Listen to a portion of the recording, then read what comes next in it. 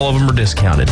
So shop us online at BillKramerGM.com or visit us at the corner of Frankfurt and 23rd. We'll make it easy and take great care of you. Los Rancheros has been doing it right for 20 years. Los Rancheros brings a top-shelf dining experience to you with the opening of their beautiful new building.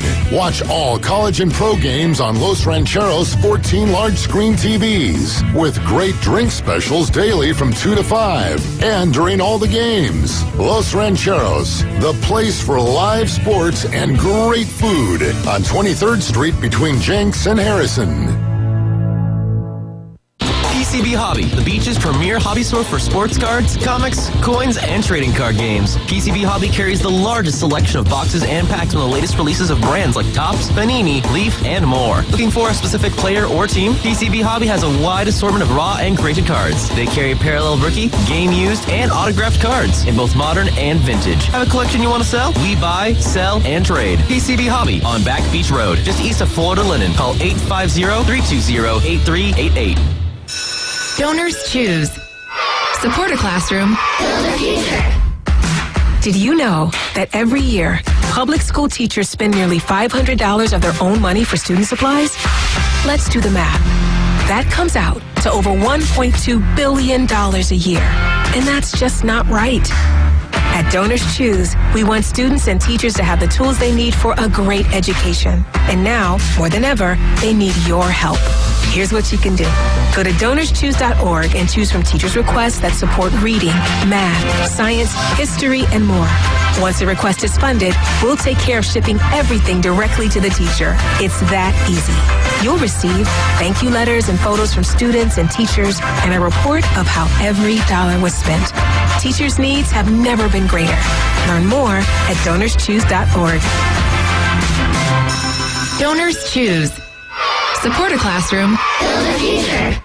ESPN Northwest Florida advertisers get results. Here's MaxFit Sports Nutrition owner Jason Kovaleski. So if you're looking to advertise or if you have a small business and you're looking to drive traffic to your store, check out ESPN 104.3 with Coach James Hale Show. I've been working with them for 7 years. They've driven a lot of traffic to my business. It's one thing to advertise on the radio where people may hear it. It's another thing to be able to come on, talk to your customers directly. Get results for your business. Call ESPN Northwest Florida, 850-215-4468. The Panhandle's destination for live play-by-play. WGSX Lynn Haven, WVLQ Port St. Joe, ESPN Northwest Florida. Are you ready? Okay, let's begin. Trip. The Afternoon Underdog Trip. Live and local. Inside the Talk House. Unleash the Dragon. On the Sports Talk Monster. ESPN Northwest Florida.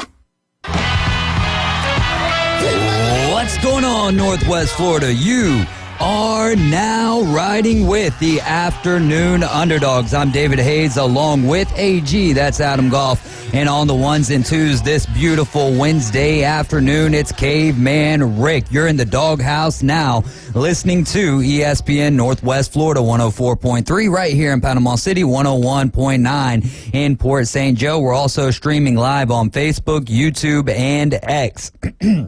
Like and share the Facebook feed and the page. Follow us on Twitter and subscribe to our YouTube channel. You can also download the app and register all at 104.3 ESPN Northwest Florida. We've got some best and worst of the weekend. We'll dive into that at 4:20. I was supposed to do that yesterday to lead the show off, but we had a lot of local to dive into. And then on top of that, we had to talk about the elephant in the room. And I'm sure that we won't be getting too far away from that conversation this afternoon either. Is that a pun with Alabama getting in? It is, and it's a stolen pun at that.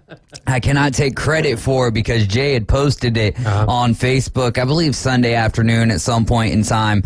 But yeah, so I can't take credit for it, but it still is that elephant in the room. And that's one of the really cool things about having the different cast of each day on this show is that you get different insights, even though they're all the same for the most part when it comes down to this particular topic, this particular situation.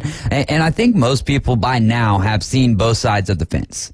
as far as most deserving, for best, all of that good stuff, and all of the arguments. So, of course, if you have any topics or anything if you've got any thoughts on the Florida State-Alabama debacle, you can call or text us 850-215-6290. We absolutely look forward to it. At 4:40, we're going to play a little traffic jam and trivia and continue on with On This Day in Sports History. At the top of hour number 2, we'll dive into some winners and losers for college football. Following that, we'll talk winners and losers in the NFL, and we will start and finish this show with our local, which is brought to you by Barbaritos. Visit Barbaritos on 23rd Street. Tell them the Underdogs sent you. Barbaritos, food, community, people. High school soccer, boys soccer here. North Bay Haven beats Mariana 5-2. Arnold takes down Walton Beach in full time 2-0, I assume, 2-0. Washington took down South Walton 4-2, and tonight Bay will be hosting Tate. Tate is 5-0. Bay is 5-2-1. That'll be at 7 p.m. And Bozeman, who's 0-3-1, they host Rutherford, who is 2-2-1, at 7 p.m. In girls high school soccer, North Bay Haven blanked Mariana 8-0. Freeport took down Destin 3-1, and Choctaw all over Arnold 6-2. Tonight, Rutherford, who is 2-3, will travel to Bozeman, who is 0-1. They will kick that one off at 5 p.m. And Bay, who is 3-2, will travel to 5-3 Mosley. They will kick that off at 7 p.m. In boys high school basketball, Weewa falls to Port St. Joe 74-33. Alpha all over Vernon 54-27. Wakulla beats Liberty County 76-56. Poplar Springs in a close one over Malone 42-39. And Jay beats Paxton 46-35. I feel like throughout the school year, Jay versus Paxton, we call that one out a lot. Choctaw beats Bay 56-48. Tonight, Mosley will travel to Childs. Mosley is 3-2. Childs is 2-2. They will tip off at 7 p.m.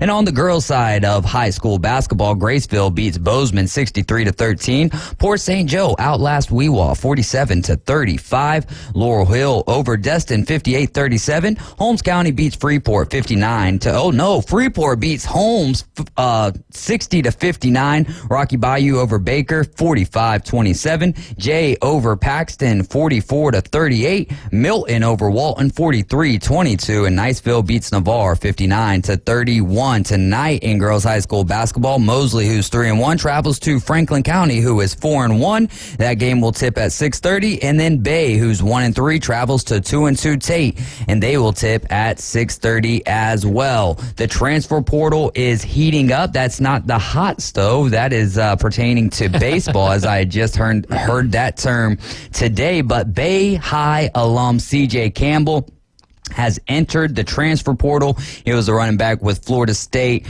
had a 70-yard touchdown run against North Alabama, but him and a few others have hit the transfer portal. End, it's happening all over college football. I mean, this is the new norm, unfortunately. So yeah, that's a good point. Seacoast Collegiate senior Jonah Kirspel, who competes with the South Walton track and field team, signed with Florida, the University of Florida. That was yesterday. He's won back-to-back state championships with South Walton. He won gold in the 800-meter as a sophomore and as a junior. He's going to be going for his third consecutive state title in this event this upcoming spring. You have over a dozen local high school volleyball teams. They're going to be represented over there at the inaugural Visit PCB senior match on the Emerald Coast at Gulf Coast State College. That'll be this Saturday. It's a East versus West all-star game with players from 15 total teams split between two rosters, which happens to be geographically. It'll be East and West. The West teams will have players from Shipley, Freeport, South Walton, Mosley, Arnold, Bozeman, Vernon, Walton, and Rutherford. The East team will be made up of players from Liberty County, Bluntstown, Sneads, North Bay Haven, Bay, and Jefferson County. The West is going to be coached by South Walton head coach and the FACA Class 4A Coach of the Year, Megan Allen, with Chipley's Wayne Risinger as the assistant. And the East is going to be coached by the Bluntstown head coach and FACA Class 1A Coach of the Year, Leanne Summers. Sneads' Lacey Peacock will end up being the assistant confident in that particular game. Again, you're riding with the Afternoon Underdogs. That game is going to be at Gulf Coast State College this Saturday, December 9th at 3 p.m. Central Time. That'll wrap it up for the local. We'll recap, or Adam and Caveman will recap this with you later on today at 5:40 as I will be out the door. Where do we want to start with today? Let's start with the college football playoff stuff. Okay. So first, where were you at? Not where were you geographically, but where was your head at when the announcement was dropped? Michigan, Washington, and we could start there if you want to, because you have a discrepancy. You have an issue with who's at 1 and who's at 2. But what did you think of the committee leaving the Florida State Seminoles out? On the one hand, I get it, right? I mean, no Jordan Travis. You've got Tay Rodemaker. Obviously the third string quarterback didn't look the exact best against Louisville, but he did enough to get the job done and get the win and finish an undefeated season. So I don't like it for the simple fact of, if the regular season doesn't matter, then why are we playing the games? Yeah. But on the other hand, I also see it from it's a business. This is a business that they are running. You have to put the best product on the field. Do I think Alabama is a better team right now than Florida State? I do. I think Bama beats them probably 9 times out of 10. Mm-hmm. With Jordan Travis there, is it a different situation? Absolutely. Yeah. But he's not there, and that's the cold, hard truth. And I hate it for FSU. I hate it for Louisville, because if FSU gets in, we're going to the Orange Bowl instead of all the way out to San Diego to play at Caleb Williams less USC. That'll be fun, though. Yeah, I mean, Jack Plummer, is this it for him? I hope he doesn't play in the bowl game. I hope he doesn't play in the bowl game. I'd rather see somebody else that's on the roster, like a Harrison Bailey or Pierce Clarkson, that is going to get a shot to potentially vie for the starting job next year. And we've seen what we get out of Plummer. Yeah. It's not pretty. Right. I was curious watching that ACC championship. Why did not Louisville do what Florida State did? Wildcat.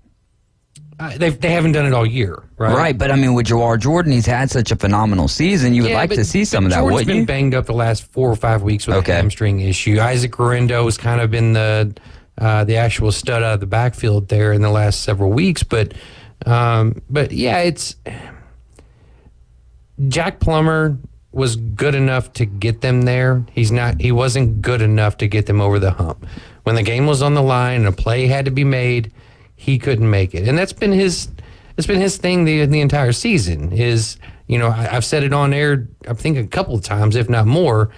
Louisville is a good quarterback away from being great. Mm-hmm. They're a great quarterback away from being a contender. And right. And so while you have, all these amazing stats, he's top 29, I think, in the nation and blah, blah, blah, and all this other stuff, and 10 wins is phenomenal. But the offense was limited because of him. Mm-hmm. Jeff Brom didn't have enough faith and trust in him to do what was necessary, so you had to play call around that. Could Brom have called a better game on Saturday night? Absolutely. But it's also, you have to think about, what is his handicap here? Mm-hmm. He's having to deal with, Jack Plummer and what he's able to do and what he's not able to do. And credit to FSU's defense. I mean, they were in his kitchen all night long. Right. And, they played an outstanding game. And you really thought I know you had to feel, what was it, the muff fumble, right? Where you guys got the ball. Yeah. The muff punt, rather. Where you got the ball, on 5-yard line? 11-yard line. So just outside the 10-yard line and couldn't punch it in. It's like, this is, I know that had to be infuriating. Not punch it in, but you throw it in, you telegraph an interception over the middle of the field in the end zone.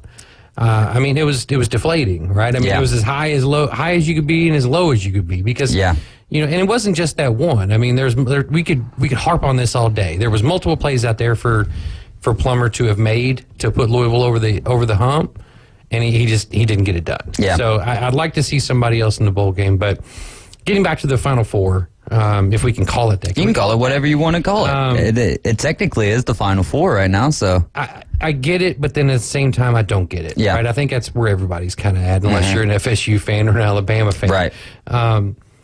But my thing is if you're going to leave out an undefeated conference champion right now, why are you not leaving out Michigan? Do tell some more. Look at who they've played. Mm-hmm. The Big Ten has been propped up as the second best conference all year long. Their schedule stinks. It is not a good schedule. So if you're going to take somebody out, it should have been Michigan that was an undefeated. Right? I mean, they've already been accused of cheating. Their coach. Well, I can't say as in I agree with you on that. No. But I'm saying is their coach missed 6 games this year for violations and cheating and all this other stuff. That seems to be like a pro for them, though. Not necessarily when you bring up the cheating side, but at the same time, though, like I mean, what could be more punitive? And I'm with you on. I don't know about taking Michigan out because I get Washington the schedule. Should be the 1 seed. If you I'm leave with that. Michigan in there, Washington should be the 1. All right. Because if you have Washington in the 1, Michigan is maybe 3 at best, maybe 4. But if it were me, and if I'm on the committee and I'm sitting there looking at Michigan or I'm looking at Florida State and who I'm leaving out, I'm leaving out Michigan.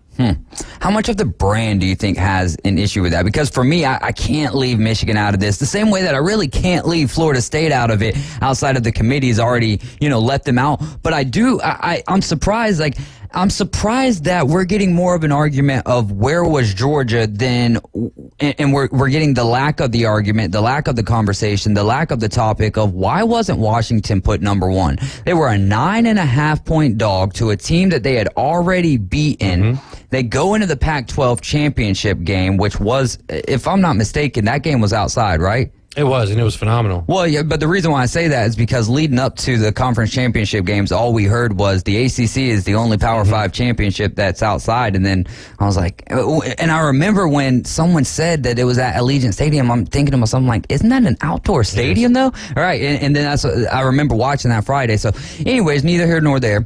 Washington goes in and handles business, does really good, or looks really good doing that.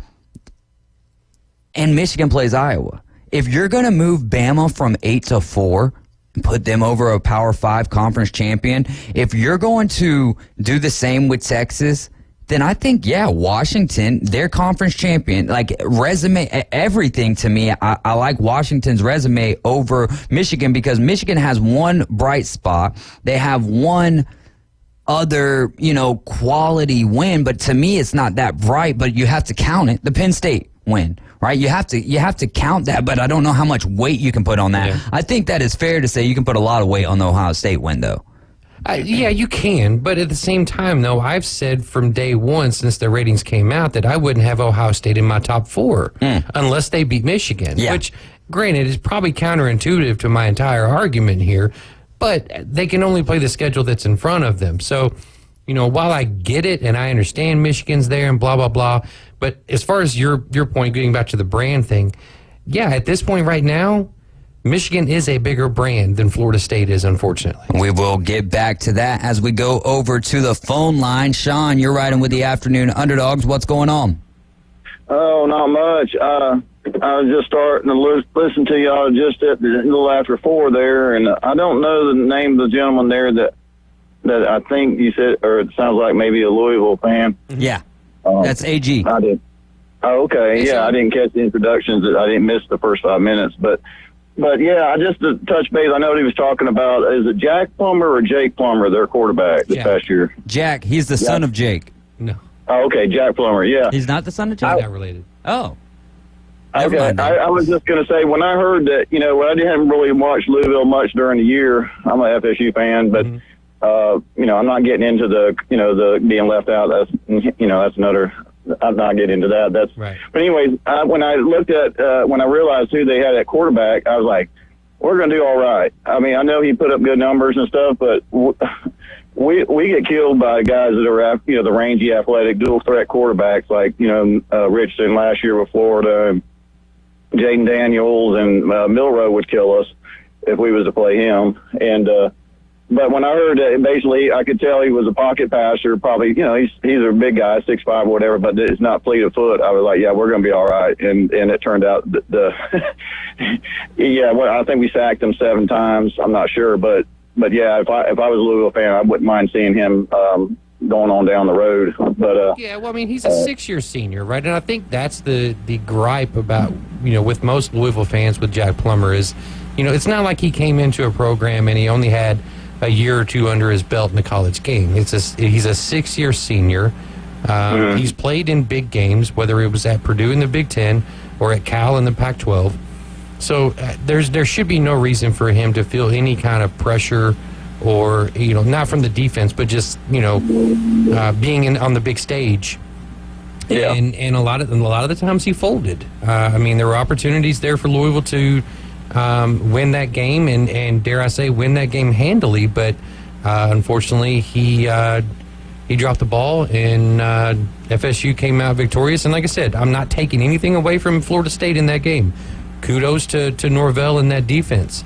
But, the third-string quarterback, he didn't really do much. The Wildcat helped out, big long, 70-yard run, and the defense stepped up. And in the fourth quarter, Louisville had like negative 20 yards because of all those sacks, which majority of those 7 sacks came there at the very end when Plummer's hanging on to the ball when he should have been getting rid of it. Yeah. I just know that, Florida State usually has trouble with dual threat, athletic, big, rangy guys that can run. Like Lamar Jackson back in 2016. Oh, yeah. Or what was the quarterback a few years ago? What was it, Malik Cunningham? Was that his name? Yeah, Malik Cunningham. Mm-hmm. He killed us. We couldn't hardly, I think he was there 3 years at least as a starter. And when we played, Florida State played him, I think he torched us running and throwing. And, anyways, yeah, I think if Louisville fans shouldn't mind seeing him, is he just graduating, or is he done with his eligibility is finally done, just because with the COVID year and everything, they granted everybody that extra year and all that stuff, so it got him an extra year of eligibility. Yeah, he was a good quarterback. He's a great pocket thrower, I think, and he may even have an NFL career because a lot of them seem to like that kind of quarterback, big athletic type, but. I think the Steelers should go after him. He kind of reminds me of Ben Roethlisberger. I think he's going to be a coach someday. I do. I think he's going to be a coach. I don't think he has the head for the NFL game, but I think we'll see him on the sidelines at some point. Yeah, but anyways, I just thought it's all in. I know y'all are up against the break, so I'll let you go. But thanks, Sean. Thanks for taking my call. Y'all have a good rest of your show. Absolutely. Sean with a great call there. And we just turned this into the Louisville update here in the last couple minutes. No, that's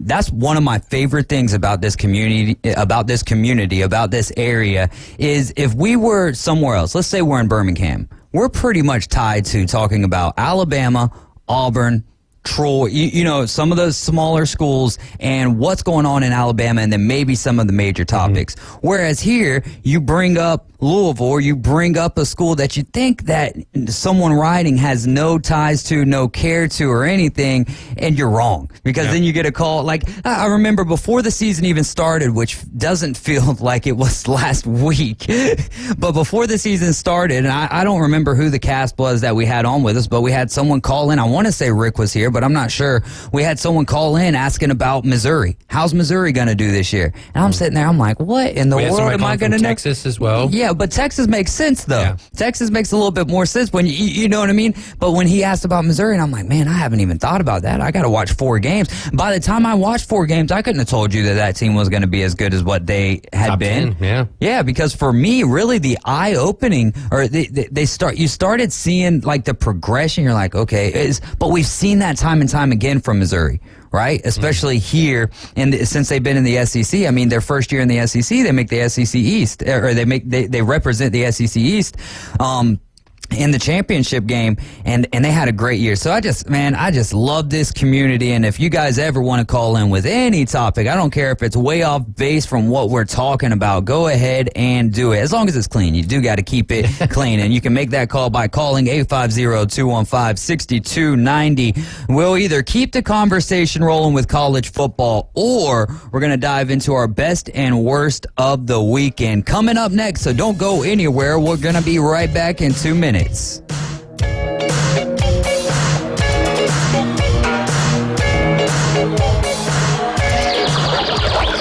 ESPN Northwest Florida has the real local fishing report. Hi, this is Tim from Bay Breeze Bait and Tackle.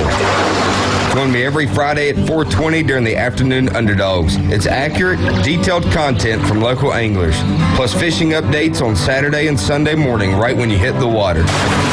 Advice and stories from local anglers. Tune into the Bay Breeze Bait and Tackle Fishing Report, exclusively on ESPN Northwest Florida. This is Joanna with ESPN Northwest Florida. Here is your weather forecast on this Wednesday afternoon. The remainder of the day, clear skies and 57 with a moderate breeze coming out of the north around 13 miles per hour. For tonight, clear skies with a light wind and a low near 40. Tomorrow, wind 5 to 10 miles per hour, mostly sunny and a high around 59. For Friday, mostly clouds and a high of 66. This weather forecast is brought to you by Earthworks of Northwest Florida. Thank you for keeping that dial at ESPN Northwest Florida. Rely on it. Bay Breeze Bait and Tackle, this is Tim. Do y'all sell bait? Yes, we seasonally stock live shrimp, live bull minnows, live sand fleas, live fiddler crabs, earthworms, night crawlers, crickets. We also stock frozen shrimp, sand fleas, mullets, squid, pre-rigged ballyhoo, bonita, stingray, cigar minnows, Boston mackerel, Spanish mackerel, and a few other miscellaneous baits. It's worth the drive to buy premium locally sourced bait from Bay Breeze Bait and Tackle, located directly off Highway 98 on the west end of Panama City Beach. Hi folks, it's Tracy from Tracy's Fine Jewelry. Santa called and he asked me to help everyone get ready for Christmas and avoid the stress and rush. So we've stocked the store with all of our favorite pieces of gold jewelry, chains, bracelets, pendants, and earrings. Whatever you're looking for, Tracy's Fine Jewelry has the largest selection and the best prices in town. Looking for a curb chain for Dad? Tracy's has it. A gold cross for your sister? Tracy's has it. Even those white gold hoop earrings? Yep, that's right folks, Tracy's has it. So shop where Santa shops. Tracy's Fine Jewelry inside Coin and Bullion Reserves. It's real, and it starts now. Back to the Afternoon Underdogs on the Sports Talk Monster. ESPN Northwest Florida.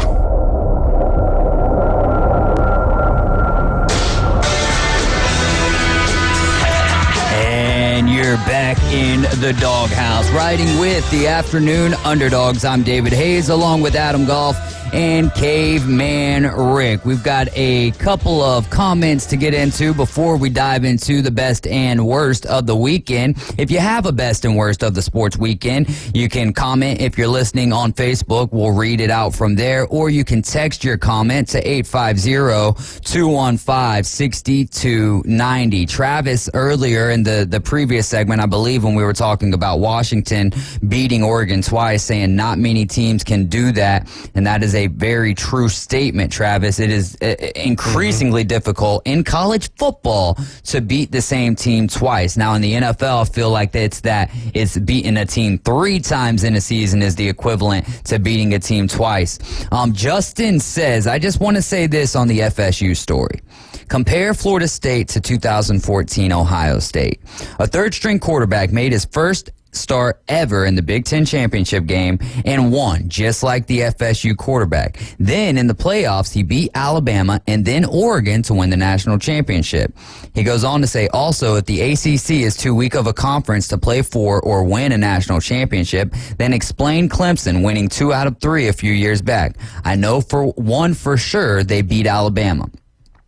That is a great conversation starter, because that was the first, Justin, that was literally the first thing that came to my mind when they put Alabama up there. I'm like, well, I mean, you're doing this on a quarterback, but in 2014, when it was Cardell Jones after J.T. Barrett, after who was the starting quarterback that year, because I don't think it was J.T. Barrett. I think they were on their third string quarterback at that point in time. I don't think it was Braxton Miller. I think he was a little before those guys. But anyways, ends up being Cardell Jones. Here's the difference though, Justin. This is the thing that we have to look at. 16-6 was the score of the Florida State-Louisville game. And if you watch the game, and I'm sure you did if you're an FSU fan, Justin, if you watch the game, that game might have been just as boring, if not more boring, than the Big Ten championship game, which I had the Big Ten championship game on the laptop, and I had the... Yeah, if you're not vested, you don't have a dog in the fight. Right. Yeah, that game was, it was awful. Right. Well, I don't want to say awful. I do. but boring, right? You know, and that's one of those things. Whereas Florida State, That was one of, and it's hard to do this with a third string quarterback, but that's why Ohio State got in, right? Because they won 59-0. There was no question left on the table. Whereas with Florida State, Florida State fans, ask yourself this question. Did you leave that game against Louisville feeling confident? Confident that you were to get into the college football playoff? Yes, maybe so. Confident that you had a good team and that you were going to do anything in the college football playoff? Probably not. Does that change anything for me in the way I look at it? Absolutely not. I don't care if you're, they won 13 games, but we don't know how they would match up. Again, I don't want to get into that because I'm with everyone else that believes if you're undefeated and you won your conference and it's a Power 5 conference on top of that, and you beat two. I mean, the list goes on. And then let's not forget this other thing, guys, from the Alabama side of things. 3-point win against Auburn. Oh, it was in Jordan Hare. Okay, I'll give you that. But still, 3-point, or not even a 3-point. Yeah, South it was a 3-point win. Okay, I was just starting right there. South Florida. All right, now Jalen Milroe wasn't starting for that, so you might have your little excuse built in for that. But still, I don't care who's starting. I don't care about the weather. I don't care. It was, 17-14? Yeah. Did they maybe make it 27-17? I don't know. It was a 3-point win. Then SEC conference play starts, or they might have, but a 3-point win. You got a huge lead against Arkansas, and you beat them by 3 points. So don't sit here, for my Alabama fans out there, this wasn't just a pretty season. The benefit of the doubt was handed to Alabama. That's what it was. The benefit of the doubt was handed to Alabama. Why? Well, what's been going on down there since 2007? Winning. That's a brand, and it's like a career achievement award as well. And I would say that the brand has a large part to do with it, but the career achievement thing, I think, is the overwhelming factor in that. Just because, and it's about the eyeballs that they bring. But here's the other thing. I mean, Florida State is still a national brand. I know it's not the same brand, but we're talking about Michigan, right? How long has it been for them that they've been back into this echelon? This is their third year. Yeah, I mean, Brady, maybe. Well, no. I guess what I'm getting at though is, Harbaugh took over. What's he been there now? 7, 8 years, somewhere around there. That, yeah. And the first 4 years was absolute garbage, and then in 2020 is when it started moving forward for them. Mm-hmm. So once Urban Meyer left. Well, yeah. I mean, really, though, that's exactly right. Is once Urban Meyer left, that's when it started getting a little bit better for him. And so we've seen now Florida State for the last 5 years have, 5 years, that would be being nice. For the last 10 years have struggles. Then last year was like, all right, they're putting something together. Then this year it was put together. It was all the way there, And so what I'm getting at is, in my mind, when I see Florida State, like, that's as big of a brand, in my opinion. Maybe not to the tune that Michigan is right now, but if Florida State's in this conversation again, then they're right there at the same level as Michigan. Well, but you and I talked before we came on the air. And I think, Rick, I don't think you were here at that point, but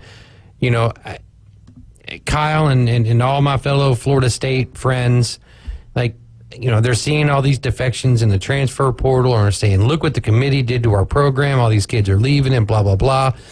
This hasn't done anything to the brand of Florida State football. Okay? This is 1 year. And you know why it's just 1 year? Because next year it goes to 12 teams. Yeah. If this were a 12-team playoff this year, Florida State is the 4 seed because they get Alabama as a 5 seed, potentially playing 3 games. Yeah. What draws more ratings in college football than Alabama? Who does? Anyone? Oh, Ohio State, Michigan. Not saying that I'm just saying when they play together. No, but I'm saying if you can get Alabama on your television set for 3 games, vying for a national championship, all eyes are glued. Yeah, right. Which goes into that this was an entertainment decision 100%. Above everything but what else. I'm saying though is like, this is not the end of an era of Florida State football, as some of these apocalyptic Florida State fans are trying to make it out to be. It's and if not. it is, then all of this was just a flash in the pan. Right. Then Norvell needs to move on to greener pastures because you're looking at the outside. You're not looking at what's actually going on the inside. And so this was 1 year, and if they didn't have a 12-team playoff next year, and it was still 4, I think Florida State gets in. I agree with that 1,000,000%. Caveman, you agree with that? Yeah, probably so. Like I said, this being the last hurrah, like I said, Alabama getting that Career Achievement Award, yeah, I think that's... I don't even think it has to do with that. I think it's more of like a consolation thing. It's like, okay, well, we're not putting a death sentence on Florida State and on an undefeated season for anybody by doing it this final year. They're saying, Florida State, yeah, you went undefeated. Great season. You don't have your starting quarterback. Well, guess what? You're not getting into the Final Four. But if it was 4 teams next year, Florida State's getting in this year because there's a precedent that would have been set. Yeah. This year, there is no precedent being set. You can spout that all you want all day long. Yeah. There's no precedent being set this year. There's not, because the entire environment changes next year when it goes to 12. Putting in an SEC team is kind of setting a precedent this year, I feel, by them doing that. You know what I'm saying? Because they could have not put an SEC team in this year. Well, moving forward, an SEC team, I mean... We'll be getting in again, but I'm just saying, I think, like, this being the last year, that's why they were definitely going to have an SEC team the last time they were doing a 4-team playoff. And I understand that, but my thing is this is not the end for Florida State. Norvell's going to reload. Florida State will be back. The ACC will be back into the playoff next year. Right? It's contractually obligated to have them in there. The champion of the ACC, now that we're at 4 conferences, guess what? They're more than likely getting a bye. Yeah. Right? Yeah, so, your top 4 seeds are going to get a bye. Exactly. So the committee looked at it and said, sucks for them this year. Go get them next year, because guess what? Next year you're getting in. If you do what you're supposed to do. Now, Clemson could be all the way back next year. Right, obviously. But I'm just saying, like, we're all looking at this as, okay, what Norvell's building is real. It's something special. It's something real.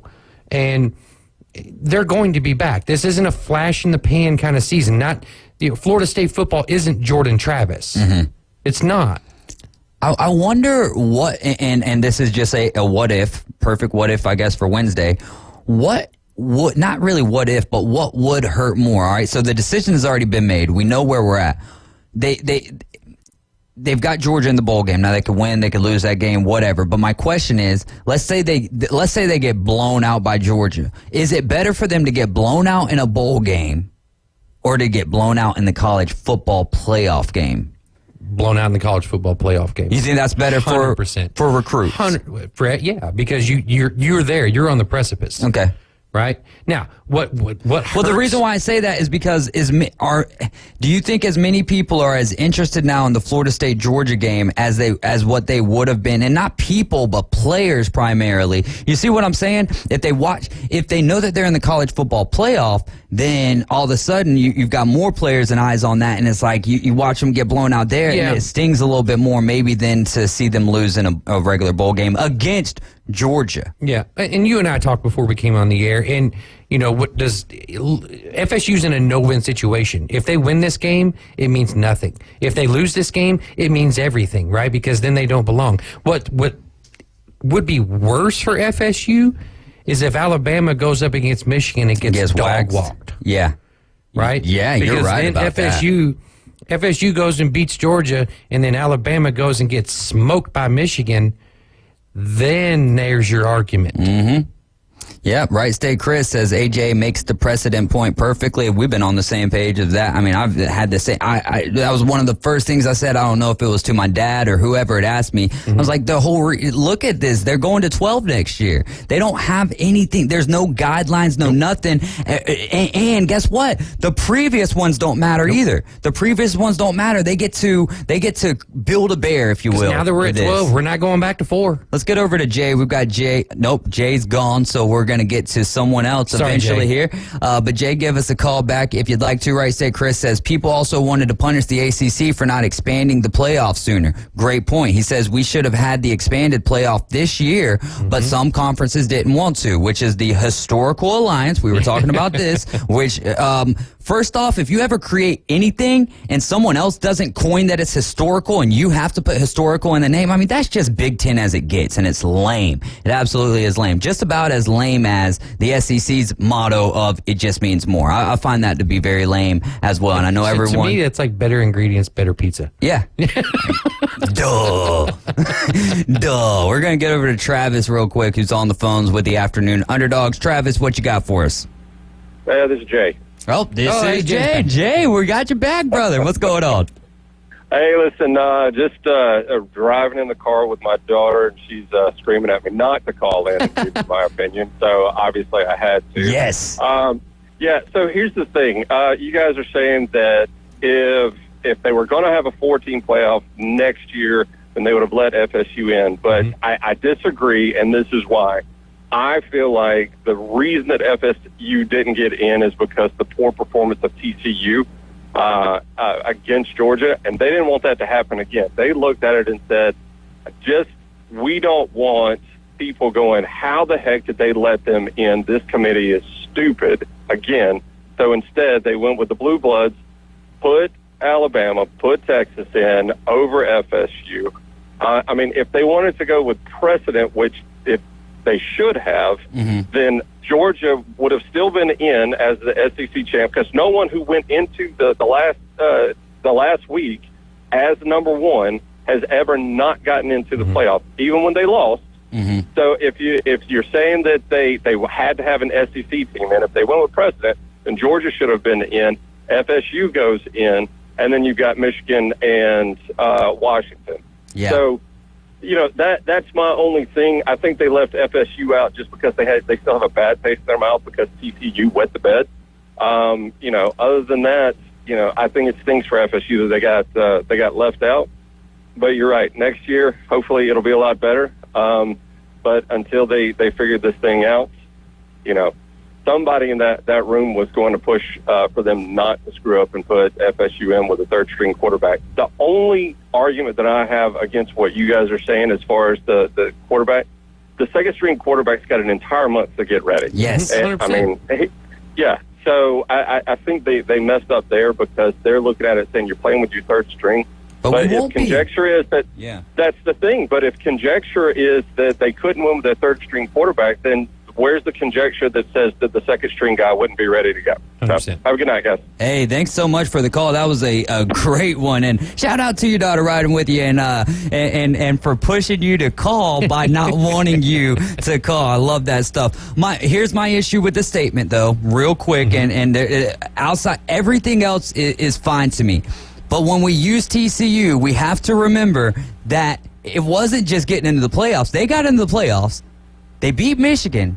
Then they got their tail whooped. Right. Now, here's the thing. If Georgia, and I said this on the Inside Drive today, if Georgia had lost to Ohio State, who knows what happens with TCU, but the fact that Ohio State took Georgia to the brink, I think opened up that chip, deepened that chip a little bit more for Georgia, and they were like, dude, we're not going to even be on the same playing field as TCU. Now, did TCU have a shot either way? I don't think so, but I don't think 130 teams had a shot with Georgia last year. Right, and just to kind of piggyback off of what you were saying, and while I disagree with Jay, it's TCU didn't just beat Michigan. They beat the brakes off of Michigan. That's fair. That's fair. And so I think they showed that they belonged that spot. Yeah, exactly. They earned that spot. Whether it was 4-spot, 3-spot, 2-spot, 1-spot, doesn't matter. They earned that spot because they made it to the national championship game. Now, if they matched up and they were the 4 seed and then they played Georgia and they got dog walked in the first round, then yeah, the argument holds true. Just like with Cincinnati the year prior, right? But TCU showed that, yes, we can do it. But my point is they cannot set a precedent because next year every variable, the entire environment changes. Well, and I also want to talk about the conference a little bit, and if the conference themselves had anything to do with this and just where Florida State was at the beginning of the season. Do we have 2 Travises on or just one Travis? Just one Travis. All right, so what we're going to do, we're going to go ahead and go to break, and then when we come back, we'll lead off with Travis, and then we'll talk a little bit about the ACC. You guys can keep the calls rolling. We'll play some trivia when we return as well. 850-215-6290. Thank you for all the calls this this far.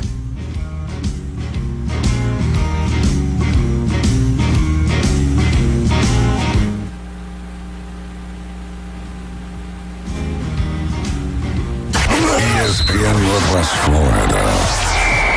It's the Coach James Hale Show. This is Mayor. Oh, Greg! It's all about the money. I remember distinctly listening, and you guys never fell off the Saban train. Maybe no, they don't. No, they don't. I'm going to shut that down right now. Name one team. Name one. Weekday morning 7 to 9. ESPN Northwest Florida. This is Joanna with ESPN Northwest Florida. Here is your weather forecast on this Wednesday afternoon. The remainder of the day, clear skies and 57 with a moderate breeze coming out of the north around 13 miles per hour. For tonight, clear skies with a light wind and a low near 40. Tomorrow, wind 5 to 10 miles per hour, mostly sunny and a high around 59. For Friday, mostly clouds and a high of 66. This weather forecast is brought to you by Earthworks of Northwest Florida. Thank you for keeping that dial at ESPN Northwest Florida. Rely on it. PCB Hobby, the beach's premier hobby store for sports cards, comics, coins, and trading card games. PCB Hobby carries the largest selection of boxes and packs from the latest releases of brands like Topps, Panini, Leaf, and more. Looking for a specific player or team? PCB Hobby has a wide assortment of raw and graded cards. They carry parallel rookie, game used, and autographed cards in both modern and vintage. Have a collection you want to sell? We buy, sell, and trade. PCB Hobby on Back Beach Road, just east of Florida Linen. Call 850-320-8388. At Bay Breeze Bait and Tackle, you can find all the necessary items for an unforgettable fishing experience. From pin rods and reels to the best hand-tied rigs in Florida, we have it all. With the help of our friendly and knowledgeable staff, you can be sure that you have the right gear to make that big catch. Come experience a great local bait and tackle shop located directly off 98 on the west end of Panama City Beach, located just 5 miles west of Pier Park. We don't sell the steak. You can stir this all up. We sell the sizzle.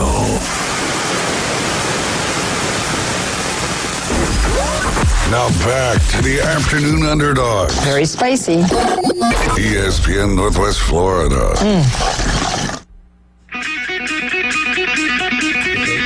Welcome back. It is the Afternoon Underdogs, and you are in the doghouse. I'm David Hayes, along with Caveman Rick and AG Adam Goff. Thank you guys so much for riding along with us. And if you want to call or text throughout the show today, you can at 850-215-6290. If you want to see our ugly faces, we're streaming live on. I can't speak for the other guys, just speaking for myself here. If you want to see my ugly face, we're streaming live on Facebook, YouTube, and Twitter. You can like and share the Facebook feed and follow us on Twitter and subscribe to our YouTube channel. You can also download the app and register. You got to type in 104.3 ESPN Northwest Florida to get that app. All right, we're going to go over to the phone line now. We've got Travis, who I think is going to share with us some news on the Florida Gators, which we could postpone until next college football season. But what you got for us today, Travis?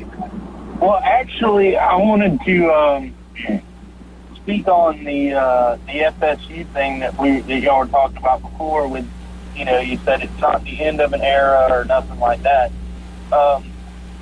Maybe it's not the end of an era, but I really do think that not getting in the hurts Florida State more than just. Hey, Travis, do me a favor and call back. You don't got very good service right now, my friend. Okay. All right. Yeah. I thought you were right. Yeah, there you go. We'll get Travis back on the line, and he can continue on down the line with us. A little bit of breaking news here. We've had a couple of trades in the world of Major League Baseball over the last few days. Last night, boom, baby, that's our breaking news right there. No, you're good. I know what Rick's trying to do. Go ahead. It's on page 10. Go ahead, man. Page 10 on the far left. Breaking news. Bada bing, bada boom, baby. Breaking news. Yeah, we had Kelnick go to the Braves last night. I don't remember all the pieces of that trade. Then last night we had the Yankees and the Red Sox involved in a trade, right? They get Verdugo, and then the Yankees ended up getting the Red Sox ended up getting 3 right-handed pitchers, Richard Fitz, Greg Weisser, and Nicholas Judas.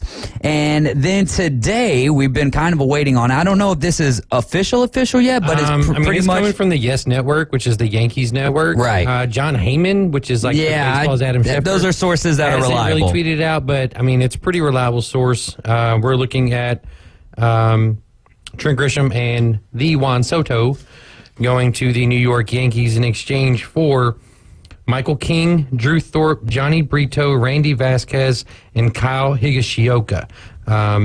Thorpe is their 5th best prospect right-handed pitcher. Vasquez is 13th in their system right now. He's another right-handed pitcher. You got Michael King in there. Johnny Brito's another pitcher. And Higashioka was, I guess, being looked at as potentially their future catcher. Okay. So kind of a big move there prospect-wise. Now, the big caveat to this is there an extension coming from Soto? Yeah. With the Yankees? Because it's just a 1-year deal. Because if it's not, then holy cow, what a haul the Padres just got for a rental. Yeah. Yeah, no, and that's a really good point, which is why I really think Juan Soto with the Bravos would be a great fit, having him, Ozzie, and Ronald Acuna, just wreaking havoc.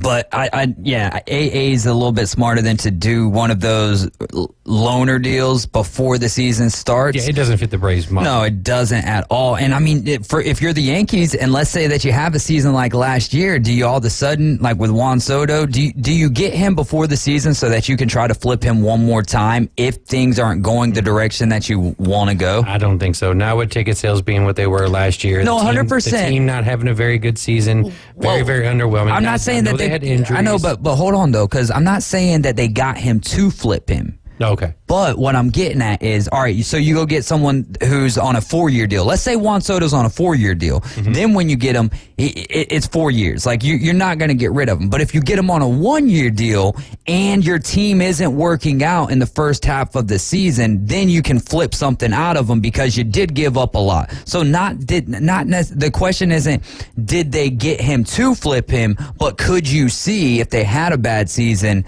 them turning him into something? Again, it all boils down to, is there going to be an extension after that trade too? Yeah.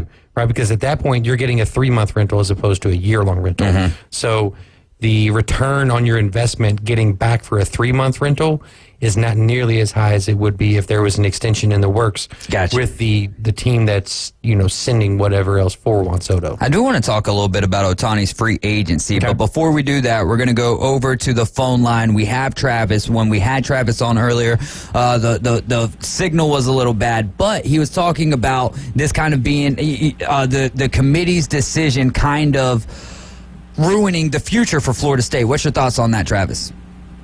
Okay, can you all hear me better now? Yeah. Okay, cool. So,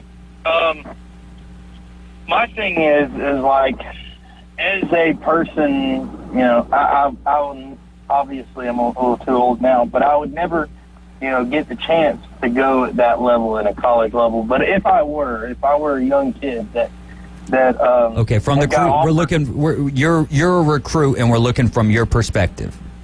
Right. Gotcha. So I'm looking at, a couple different places, whether it be Florida or Alabama versus Florida State. I'm looking at Florida State that went 13-0, did everything they could. Those players played hard, and you watch the sadness and, the somber in that room when they get told that they're just not, that all their hard work does nothing.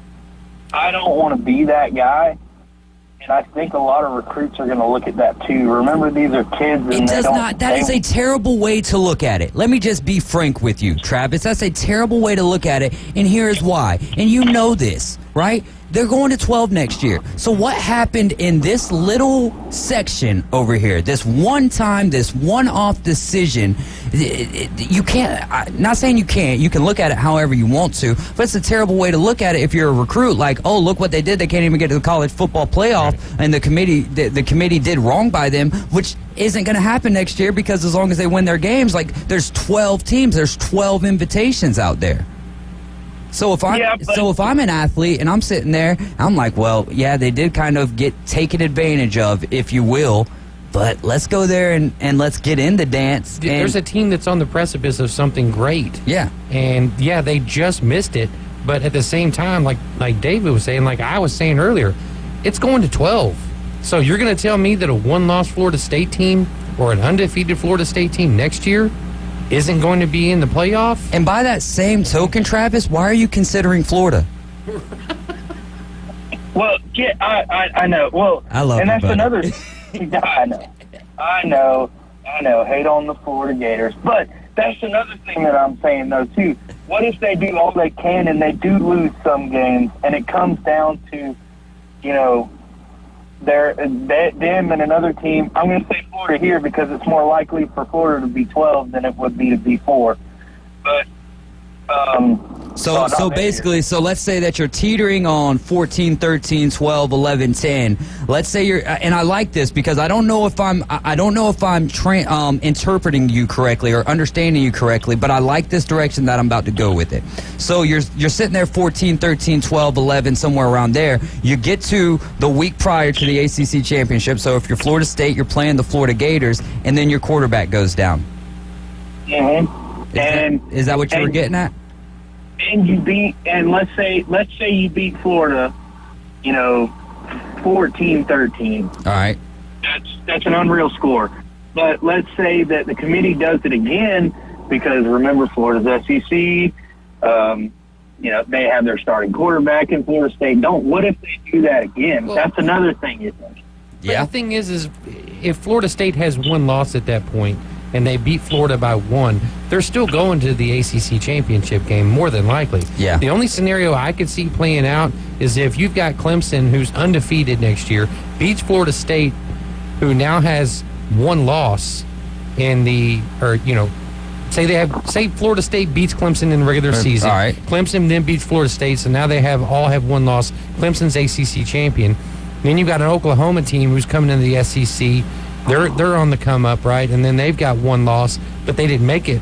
But they've been beating up everybody else outside of maybe Alabama. Then there's an argument. But that's the reason they play the games. Are the arguments about to get more furious, more infuriating, rather, because you're going to be talking about teams that really don't have. They've only got a boxer's chance, right? When we're talking about 12, 11, 10, and 9, we're talking about a team with a boxer's chance. Are the conversations going to be more, aggressive and whatnot when we get to teams sitting there and it's like, it's either Ole Miss or Florida State, or it's Ole Miss or Clemson. They've got both the records, and you're wanting your team to get into the playoff. I mean, I could see where the conversation, I was thinking that they would maybe be a little bit more lax because it's like, why does it really matter? We're talking about 10, 11, and 12. I don't think so, because you're going to, let's say you have an Ole Miss that finishes second in their division, but they don't go to the SEC championship game. Yeah. But they're sitting there with 2 losses, but they're arguably one of the best teams in the country. Mm-hmm. And then you got Florida State, who has, 1 loss, but they won the ACC championship, and they're vying for that last spot. Yeah, I mean, we can do this all day. You could go. We do it with the NCAA tournament, right? Basketball. Yeah, we do. We have 68 teams that make it to the tournament, and they still get argued over who's on the bubble, who's the first 4 in, who's the first 4 out, who's the next 4 out. We could do it all day long. But the simple fact of the matter is that there's no precedent that's being set that could harm the Florida State University football team moving forward by them being left out this season. Well, see, this is what I guess I'm saying as to come up with all these scenarios and stuff. As to come to my point on that is, it looks like Florida State is the push around to the committee. I mean, they've got they have shown that when push comes to shove, they will be left out. And I wonder if the recruits see that. But they got left out not because it's Florida State or anything like that. Let's say that the the top of the pyramid, and the excuse that they're going to go to over and over is because of the quarterback. Their lack of the starting quarterback and essentially having a third-string quarterback. But like our earlier caller, Jay said, I mean, come on. They were going to have Tate Rodemaker for the first round or the semifinal college football playoff game. So... Right, and it's the same Tate Rodemaker that went into Gainesville and got a win. Yeah. The same Tate Rodemaker that came in when Travis got hurt and put up 59 unanswered. Granted, it's North Alabama, but he still came in and got the job done. So, again, I think it's a one-off. There's no precedent being set here. Everything starts fresh for everyone next season. Because now there's 12 opportunities to get there. Not for 11, Ryan Day. It'll start 11, fresh for Ryan Day. 11 for Power 5, but because that non-Power 5 is going to get that one for the 12th spot. But, yeah, I mean, there's nothing that was done that's harmful in the future by this decision. In fact, you could make the argument that Florida State started this for themselves ahead of the season. You can make the argument that them getting into, and it wasn't Florida State, right? Florida State's in the ACC, but they wanted out of the ACC. Why? Because they're sitting there telling the conference that without them and Clemson, that conference is dog water. Now, are they right? Yes, but is that the right way to go about it? I don't really think so.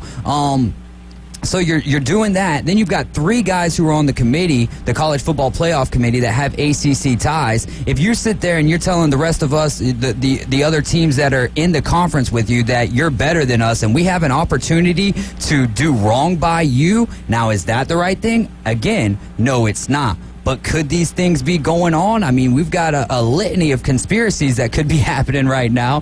I mean, right, State Chris, he said the conversation depends on 9, 10, 11, 12, and all that good stuff. It depends on ESPN's agenda. You guys are riding with the Afternoon Underdogs. Hey, Travis, thanks so much for the call, my friend. We will holler at you later, and I'll bring up what you sent me earlier about Coach O. It's the Afternoon Underdogs. You're listening to ESPN Northwest Florida. Quick timeout. We'll be right back.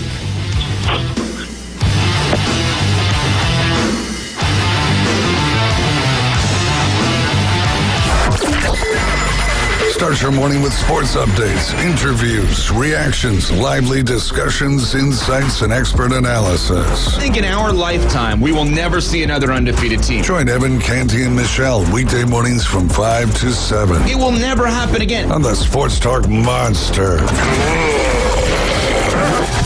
If anyone deserves the benefit of the doubt for one last chance, it's Bill Belichick. ESPN Northwest Florida.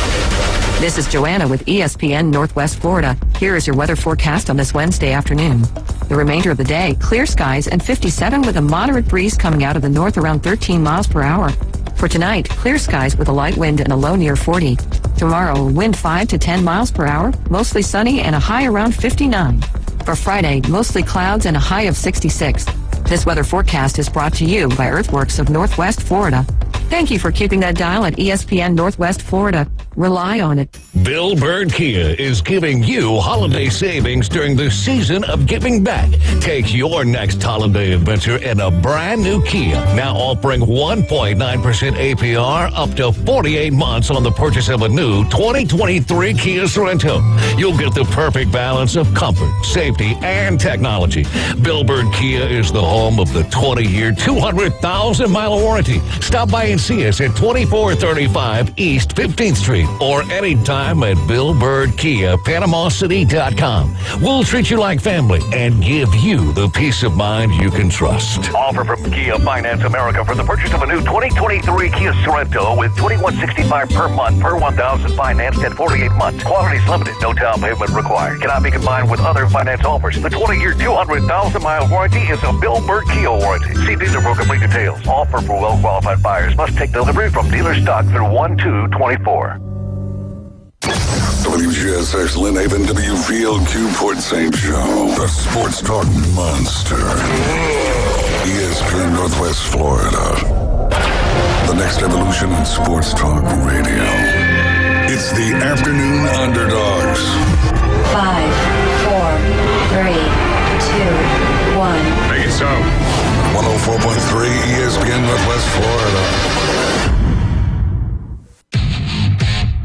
Hour number 2 of the Afternoon Underdogs. I'm David Hayes along with AG, that's Adam Golf, and Caveman Rick.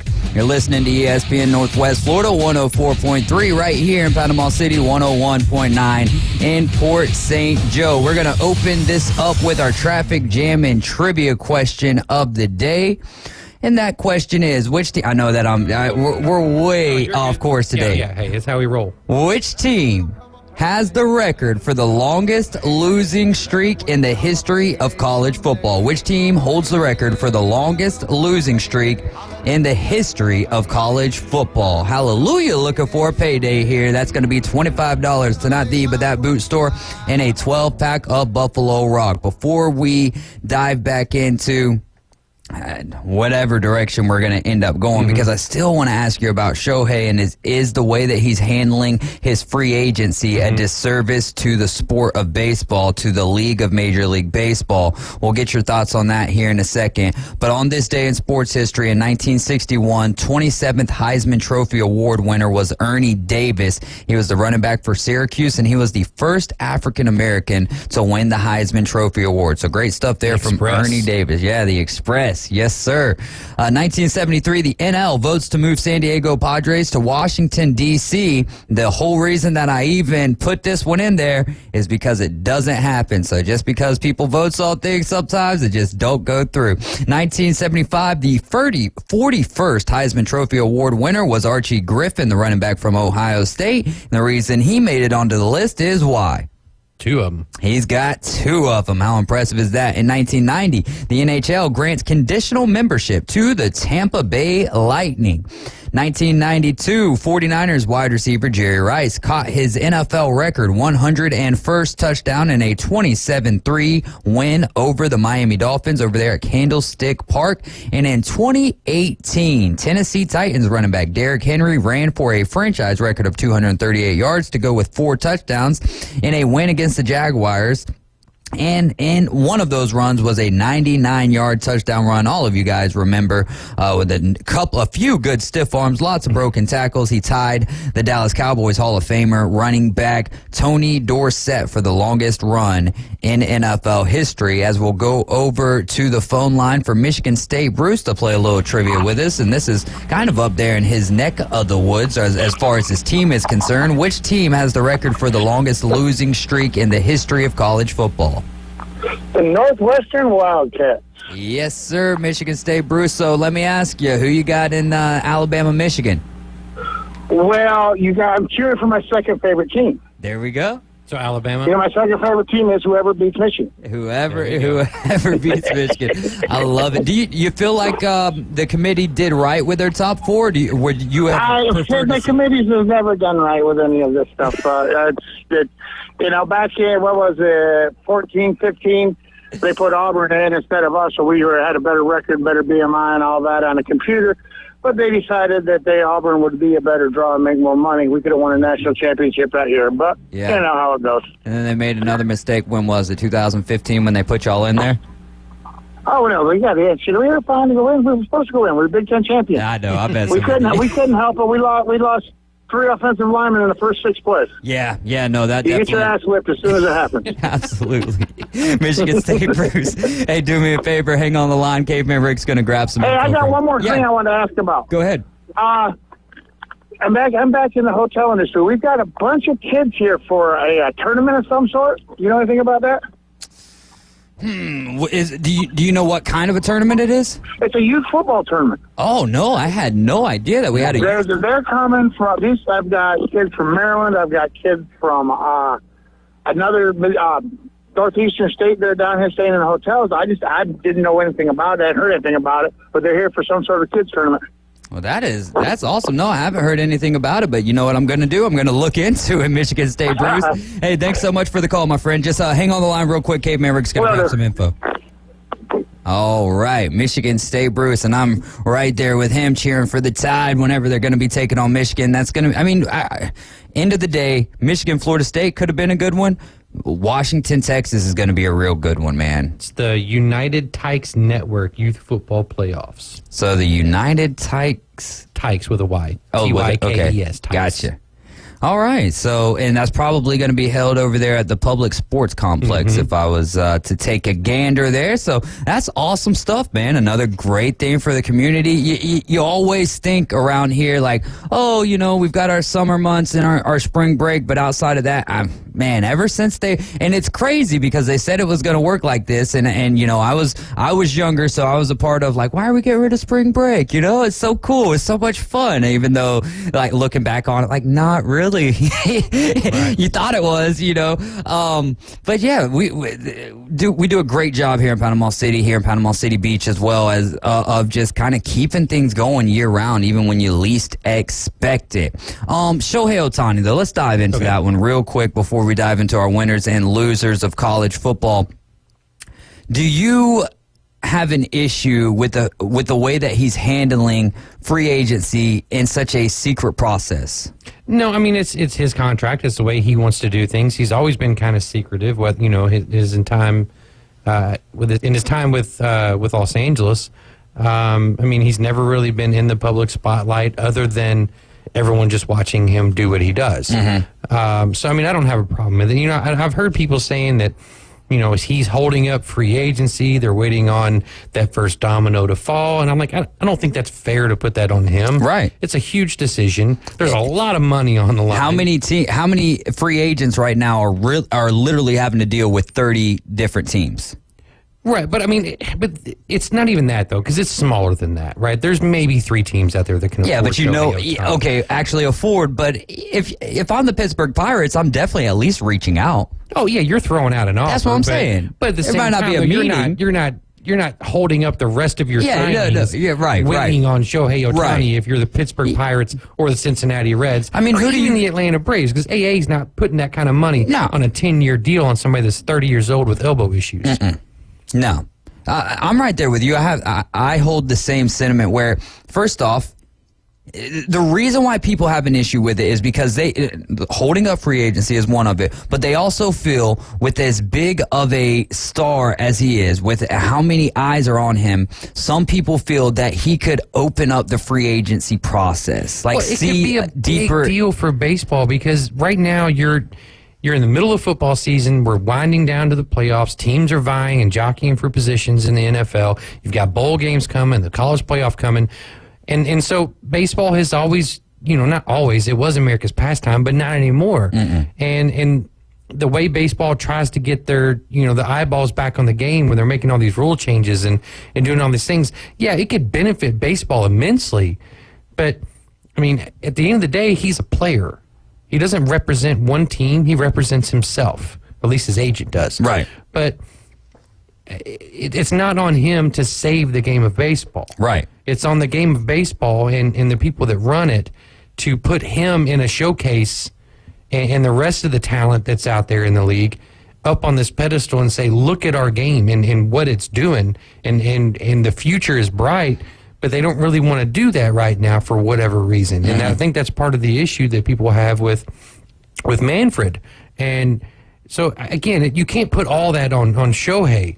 But at the end of the day, would I love to be able to say, okay, well, let's see here. The Dodgers are he was in L.A., he was there. Well, Dave Roberts told everyone. But I would love to be able to see where he's going, who he's talking to at the end of the day. And it would be great for baseball because it would be the lead story on every sports network's website, television show, whatever. In the midst of football season, it would be the number one story. And so, so baseball's missing out on that. So I understand people having this this negative connotation with how he's doing things. But at the end of the day, it's his decision. It's a huge decision, and it's life-changing for, honestly, some big-time baseball fans out there. I mean, can you imagine what he does if he goes to Atlanta? What does that do for that entire city? It's huge. Oh, man, it would make it impossible for me to go to Braves games in the future. But we're going to go over to Coach Olds. Coach Olds, you're riding with the Afternoon Underdogs. And want to tell us what you got for us today? I was going to give you information about this football tournament at the last. Yeah, go on ahead.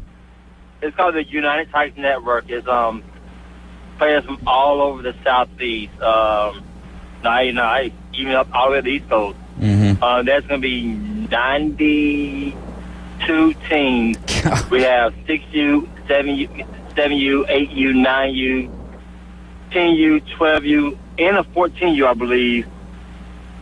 All going to be down here in Panama City Beach. It's a third year, I believe, coming down here, and it is some great youth football. Hey, Coach. AG here. Is this the tournament that Cam Newton brought his son to last year? No, it's not. I know, that was a 7-on-7 tournament that Cam Newton came down for. Okay. I remember that one, too. But this is a full-on tackle football tournament here. Oh, so we got the bobbleheads going. Oh, yeah. Yeah. So are you doing any officiating for this? I will. I took 2 days off so I can help officiate and make this thing happen. Wow. Like I said, it's going to be a pretty big event. It's been coming here for the last 2 years, and it's growing more and more. There's 5 fields going on all day tomorrow, 5 fields all day Friday. Then it drops down to 3 fields because it gets elimination time. Then on Sunday's championship day. Nice. What's today? Today's Wednesday. So Friday, So Friday, I'm gonna go check after the inside drive. I'm gonna go check out a game or two. Yeah, because I got a little time, right over there real quick and check out a couple of games and then get back here before the show. There's just something about youth football, man. Watching those guys, especially when I think my favorite thing about youth football, obviously they're there to have fun and everything, but sometimes you'll see those kids. You'll see some of those kids who have large amounts of talent, and it just is like, whoa, man. Like, they shine. Yeah, right? They shine, and that's a lot of fun. I'm sure it's the same way for you, Coach, when you're officiating some of these guys and just get to see the talent, and you're thinking in your head while you're officiating. Well, that kid, There's no way you can. Like, wow. I'll be calling that kid, or I'll be throwing flags on him in high school or so. Yeah. So, yes, sir. Hey, Coach Olds, thank you so much for the call, and do y'all have a big soccer game tonight? We're on the road to Bozeman right now. Awesome. Well, good luck to the Rutherford Rams. Y'all are 2-2-1 right now, right? 2-2-1, correct. That's where we are right now. That is some good stuff, Coach. Doubling up the win total from last year, and you guys are off to a great start. Congratulations to that. Congratulations to all of your Rutherford Ram players that are in the bus with you right now, and good luck to you tonight, Coach. All right, good luck. Thank you so much. I'll talk to you later. Thanks, Coach. All right. Coach Olds there. He is the head coach over there for the boys Rutherford Rams soccer team. All right, what direction do we want to go next here? Got about 7 minutes. Where do you think Ohtani signs? Oh, we still haven't done best and worst of the weekend yet. No, either. we haven't. and we have my picks. And we got to get your picks. All right. Busy show. Where do I think Ohtani signs? I don't know if I ever wrapped up, but I'm right there with you that I don't think that this is Shohei Ohtani's responsibility with free agency to show a deeper side. I mean, the guy is, first off, he's Japanese in origin, right? What do we know about Japanese? They keep to themselves for the most part, right? From the things that I've heard Shohei Ohtani talk about, they tend to keep to themselves. And as much as he is a spectacle on the baseball field, can we not respect the fact that that's where he wants to keep it and he just wants to be a regular person outside of that? Now, with much power comes much responsibility, all of that good stuff. And that stuff will come. He's still pretty much, new to all of this. And then when you get into the flurry of free agency, it intensifies that much more. Where do I want to see him sign? Not the Dodgers. Mm-hmm. Just don't go. Stay in the American League somewhere. Yeah. Like, go to the Mariners. Even go to the Giants or whatever. Mm-hmm. Don't go to the Dodgers. In fact, I'm really hoping that Dave Roberts saying that they had a meeting with Shohei Ohtani really takes him out of the running. Like, you better be real about it, Shohei. You said that that's what you was going to do. So if you sign with the Dodgers, mm-hmm. I'm done with you. Right? I'm washing my hands. I think he ends up going to the Dodgers, unfortunately. Where I would like to see him go would be Toronto. Because now you give Vladdy and Dante Bichette, or Bo Bichette, a third wheel there. And Toronto needs... They announced their meeting with him as well. Right. Toronto is in the running for him, which is surprising to a lot of folks because, it's Canada and whatever. But imagine the East over there when you've got Baltimore doing what they're doing with all their young stars. You've got the Yankees making moves, with Soto. They've got Judge back healthy. Does the moves that the Yankees have made eliminate them from the Ohtani sweepstakes? I don't think you're ever out of it. I mean, they can afford the luxury tax. What a luxury. Perfect example. The MLB draft lottery was yesterday, right? Guardians were number 1. My Reds got number 2, which they had a 0.9% chance to get, and they got number 2 somehow. I'll take it. But the Yankees would have finished in the top 6 had they not been so far over the luxury tax, but now they're down to 26. Yeah. So they lost 20 spots because of that. So they don't really care about all that stuff. Yeah. Right? So whereas the Reds, you get a number 2 overall pick. That's huge. It's big. But for them, they don't care. So it doesn't eliminate them from the running, but it definitely puts them probably behind, I'd say, the Dodgers, maybe Blue Jays. And look out for the Giants. I think the Giants are willing to throw a lot of money at Ohtani. I heard that they were out of the running, but again, none of that really even matters right now. I like what Kyle Wright says. He says, what if these teams are intentionally taking themselves out of the running by leaking their meetings? Do you think that... I mean, Dave Roberts, because I know that the GM came out and said, I'm surprised that our manager said that because of what Ohtani said. And do you like that aspect of it? Not just keeping it secret, but telling franchises, telling teams like, hey, if you leak this out, we're not dealing with you anymore. But my thing is if you say that and you don't live by that, then you have, not live by that, stand by that, then you have nothing to, you can't do that in your, you have no honor. Yeah, well, right, but the thing is he's signing a 10-year deal no matter where he goes, so it doesn't really matter at the end of the day. Yeah. He's going to be 40 years old by the time the contract's up. Yeah, you know where I would like to see him go? To the Yankees. No, here's why. It would end in disaster. I don't think it would ever take off. You can't tell me that. Like, signing Shohei Ohtani does not win you a World Series. Angels Short porch in right field. That wall is directly behind first base. And Shohei Ohtani would be looking great. That don't mean that the Yankees are, because the Yankees, it seems, whenever they take all of these pieces and they put them together, it never works out. When the Yankees had all of that beautiful success that every fan in Major League Baseball wanted but hated that the Yankees were the team that had it, as much as people wanted to talk about the stars they were bringing around, it's because they were homegrown. Yeah. That's when the Yankees were really playing good baseball. They started to get back to that, and now it's going right back to, all right, well, we want Verdugo. All right, we want, they've had Aaron Judges essentially. They had a nucleus of players that they built around, and now it's just mercenaries. Exactly, and so that's why I would love, yes, he would tear it up over there in New York. Nothing would come away. Shohei Ohtani would still be Shohei, but the Yankees, it's just like the Mets, man. Like, no matter, look at what the Phillies do, right? The Phillies, they got to this point, and then they started putting the money on it, and back-to-back years of NLCS appearances. Look at the Mets. They spend as much money as they possibly can and don't do nothing with it. In fact, the highlight for a Metropolitan fan right now is that you're going to be getting a battery around your stadium. Yeah, well, here's the thing about that, right? They got Scherzer, they had DeGrom, they had Verlander.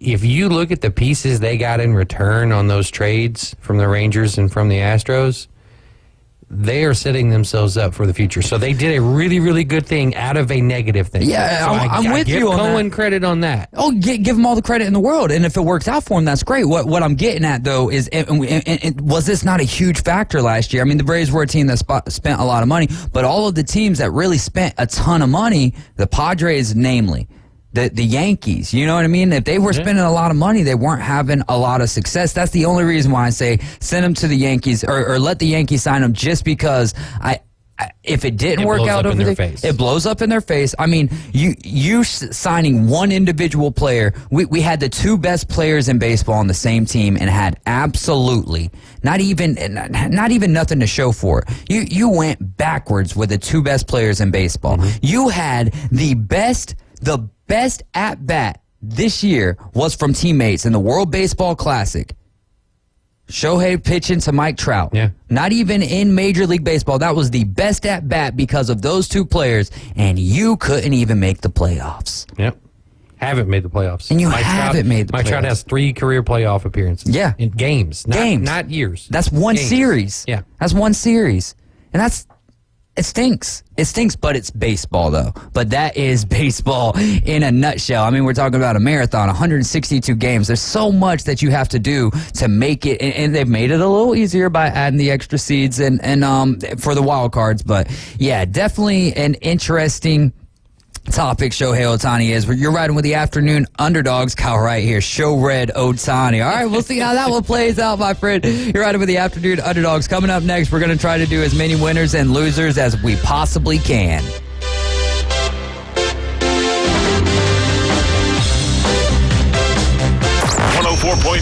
ESPN is above the rim. Dorsey, splash! Exciting college basketball is back. Tune in every Saturday for the biggest games in college basketball, plus marquee evening matchups during the week. The Round Ball. And it goes for the win! You want it, you need it, and we've got it. College basketball plays here. 104.3 ESPN Northwest Florida. This is Joanna with your latest forecast on ESPN Northwest Florida this Wednesday. For tonight, clear skies and a low of 40 with a brisk wind out of the north-northeast around 8 miles per hour. Tomorrow morning, sunshine with temps around 55. In the afternoon and evening, partly cloudy with a light breeze and a temperature near 59. Moving into Friday, slightly warmer with a high of 66 and mostly clouds. This forecast is brought to you by Ellis Agency Insurance. Thank you for keeping that dial on ESPN Northwest Florida. Rely on it. Are you tired of hearing 2 weeks when you call to get your boat worked on? Hey folks, it's Chris Kramer with Kramer Marine and Outdoor, and we'll get you in and back out on the water as quick as possible. We're a full-line Yamaha outboard dealer and Suzuki outboard dealer, and we have master-trained certified mechanics on site. So if it's just an annual service, electronics install, trolling motor install, or all the way up to a full repower, we can take care of you. So stop by and see us in the corner of Frankfurt and 23rd next to Bill Kramer GM, or call us at 850-851-0453. PCB Hobby, the beach's premier hobby store for sports cards, comics, coins, and trading card games. PCB Hobby carries the largest selection of boxes and packs from the latest releases of brands like Topps, Panini, Leaf, and more. Looking for a specific player or team? PCB Hobby has a wide assortment of raw and graded cards. They carry parallel rookie, game used, and autographed cards in both modern and vintage. Have a collection you want to sell? We buy, sell, and trade. PCB Hobby on Back Beach Road, just east of Florida Linen. Call 850-320-8388. Hot takes, the latest trades, in-depth interviews. That is my reaction. We break it down for you right here. Very big springboard for the rest of my career. The Afternoon Underdogs. That's the problem right there. 104.3 ESPN Northwest Florida. And you're back with the Afternoon Underdogs. You're listening to ESPN Northwest Florida. Ooh, so AG just asked me what we're going to do here. We are going to do some winners and losers of the NFL. But first, because I've been trying to do this for over 48 hours now, we're going to get into our best and worst of the sports weekend. Okay. So I know that you had some written down. We'll read the ones on Facebook, and I know Professor Plum sent one in. We'll get Caveman Rick's thoughts on them as well. You could just give me one best and one worst, or whatever it is that you have on your paper here. You want to start, and then we'll go to the Facebook comments? Go to Facebook. All right, we'll start with Colby. He says his best, FSU winning the ACC. Then his worst, FSU getting, I'll use a different word. He used a very strong word here. I'll use mangled by ESPN, and in quotations, he has the committee. Bart's got Bama getting on Georgia in the SEC championship. He says it's the best we've played in the trenches all season. Glad we are in, and I think deserving. But the FSU situation is a tough pill to swallow. If you're around the game long enough, everyone gets robbed at some point. It's a game. Keep moving forward. Shake it off. Brush yourself off, FSU. Johnny Yankee Seed says the worst was coming in second in his Survivor League and not getting any money, and the best was securing a bye week for the fantasy football playoffs. Nice. Sherry says her best, Bobby Petrino coming back to Arkansas, and the worst was losing Cam Little to the draft. Terry Ross says Green Bay beat Kansas City, OKC beat Dallas, FSU beat Louisville. He says, what loss? I got to tell my friend, a good friend of mine, Terry Ross, got to tell him it's not just about who won and who lost, but, the behind the scenes, or, a little deeper in the winners and losers there. But, Terry, you are 100% right. The Packers. Great attitude, though, about the FSU thing with Terry, though. Oh, yeah. He texted me Sunday morning. I forget what it was that he said, and I was like, man, I know that kind of stinks for FSU. He said, man, it doesn't really bother me because you guys are going to put up a better performance in the playoff than what we would. And we'll see about that because that's not necessarily a guarantee. Kyle Wright says, LOL. We all know what that means. Yeah, Ms. Walker says, best, Bama beating Georgia. Worst, seeing so many quarterbacks getting injured. Mm-hmm. That's very true. Jeff says, best, Florida State. His best, y'all, is Florida State not making the playoffs. And his worst, they were replaced by Alabama. Jeff is a Tennessee fan.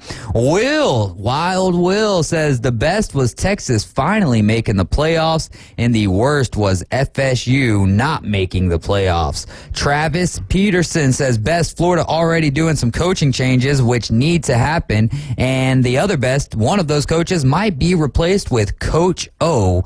He says, go Gators. And then from Professor Plum, the best of the week, Saban and the Tide, ending Georgia's 29-game win streak. What was the best for you, AG?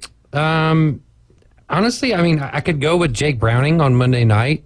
Right? Yeah. They're calling him Jake Frost. Wow. You had Joe Burrow, now you got Jake Frost. Great performance by him, winning a game. I didn't think the Bengals had a shot in what to do. Mm-hmm. But honestly, great championship games this weekend, man. Louisville and FSU didn't end the way I wanted to, and it was kind of boring, but for me it was intense, obviously. Louisville vying for its first ever ACC title. Alabama, Georgia was amazing. Texas, Oklahoma State, while it was a blowout, it was fun to watch. It was up and down the field. Washington, Oregon was a phenomenal game on Friday. Mm-hmm. So just great football all around this past weekend. NFL games had some good games in there as well. So for me, it was just great championship games. For me, I hope this doesn't sound bad, but chaos, man. Yeah. It's, a lot of controversy, lots of stuff for guys like us to talk about, lots of stuff out there on the airwaves, on the Twitterverse, on Facebook and everything. So, if you're a fan of sports and you're into this kind of thing, have at it, man. This is a fun time right now. Memes, jokes, everything. You get it all. Look at the smile. The smile of glee over there on K-Bear Rick. And it really, that smile did not even show up until he said memes. Yeah. And once he said memes, he was like, yes. Those are the best. Give me some good memes. Yeah. There has been some good ones, man. Let's see. For me, the best is going to be right along the same lines as what Caveman Rick said. It's the committee. Because really, no matter what they did, they were going to get some type of pushback. You leave Bama out, you leave Georgia out, you leave the SEC out, you're going to get some type of pushback. Out and put Bama and Florida State in. Yeah. So you were going to get pushback from no matter which decision you made, but I think that they pushed the button that got them the most pushback. Oh, 100%. And that's what they wanted, though. That's what they wanted because, like Rick says all the time, like you've said today plenty of times, this is an entertainment thing. And as much as we don't like it, now when I say that, it is, I don't mean that they're just doing this purely for entertainment. No, like there's still things that are weighted on the field, but then they have the opportunity, Then they take things and they use them for entertainment it's like purposes. The shock value. Yeah, exactly. Which, as a sports fan myself, I don't care about the shock value as much as I care about the legitimacy of something. You got your buddy Kyle Wright, right? And he's a big FSU fan. What else does he like? The Reds. Wrestling, yeah. What's that guy? A lot of shock value. You know what I'm saying? So that's what it's all about, hype, and, so it's like right up there with it. Yeah, but sometimes you want the shock value to be shocking for, something that you didn't see come. Well, it can't all be like all one-sided. Yeah. To be honest, Kyle kind of saw it coming, and and he's been calling it for about 4 weeks now. He saw it coming, and then when it came, though. Yeah. Oh yeah. It was like he still stepped in front of the train. That's such a. I could only imagine put Alabama into position that it was Florida State. All right, they're the team undefeated, and Florida State's the SEC champion or whatever, right? Milroe goes down, and you have the South Florida quarterback. Yeah, there you go. All right, so with that being said, and when I go to sleep, we just won the ACC or SEC championship, whatever conference. That's neither here nor there. I'm just saying, I'm looking at it from the perspective of a fan. And if I went to sleep thinking and seeing 100 million posts of it being, it being Michigan, Washington. Who was third at that point? Oh, no, it would have been Alabama undefeated 3 and then Texas 4.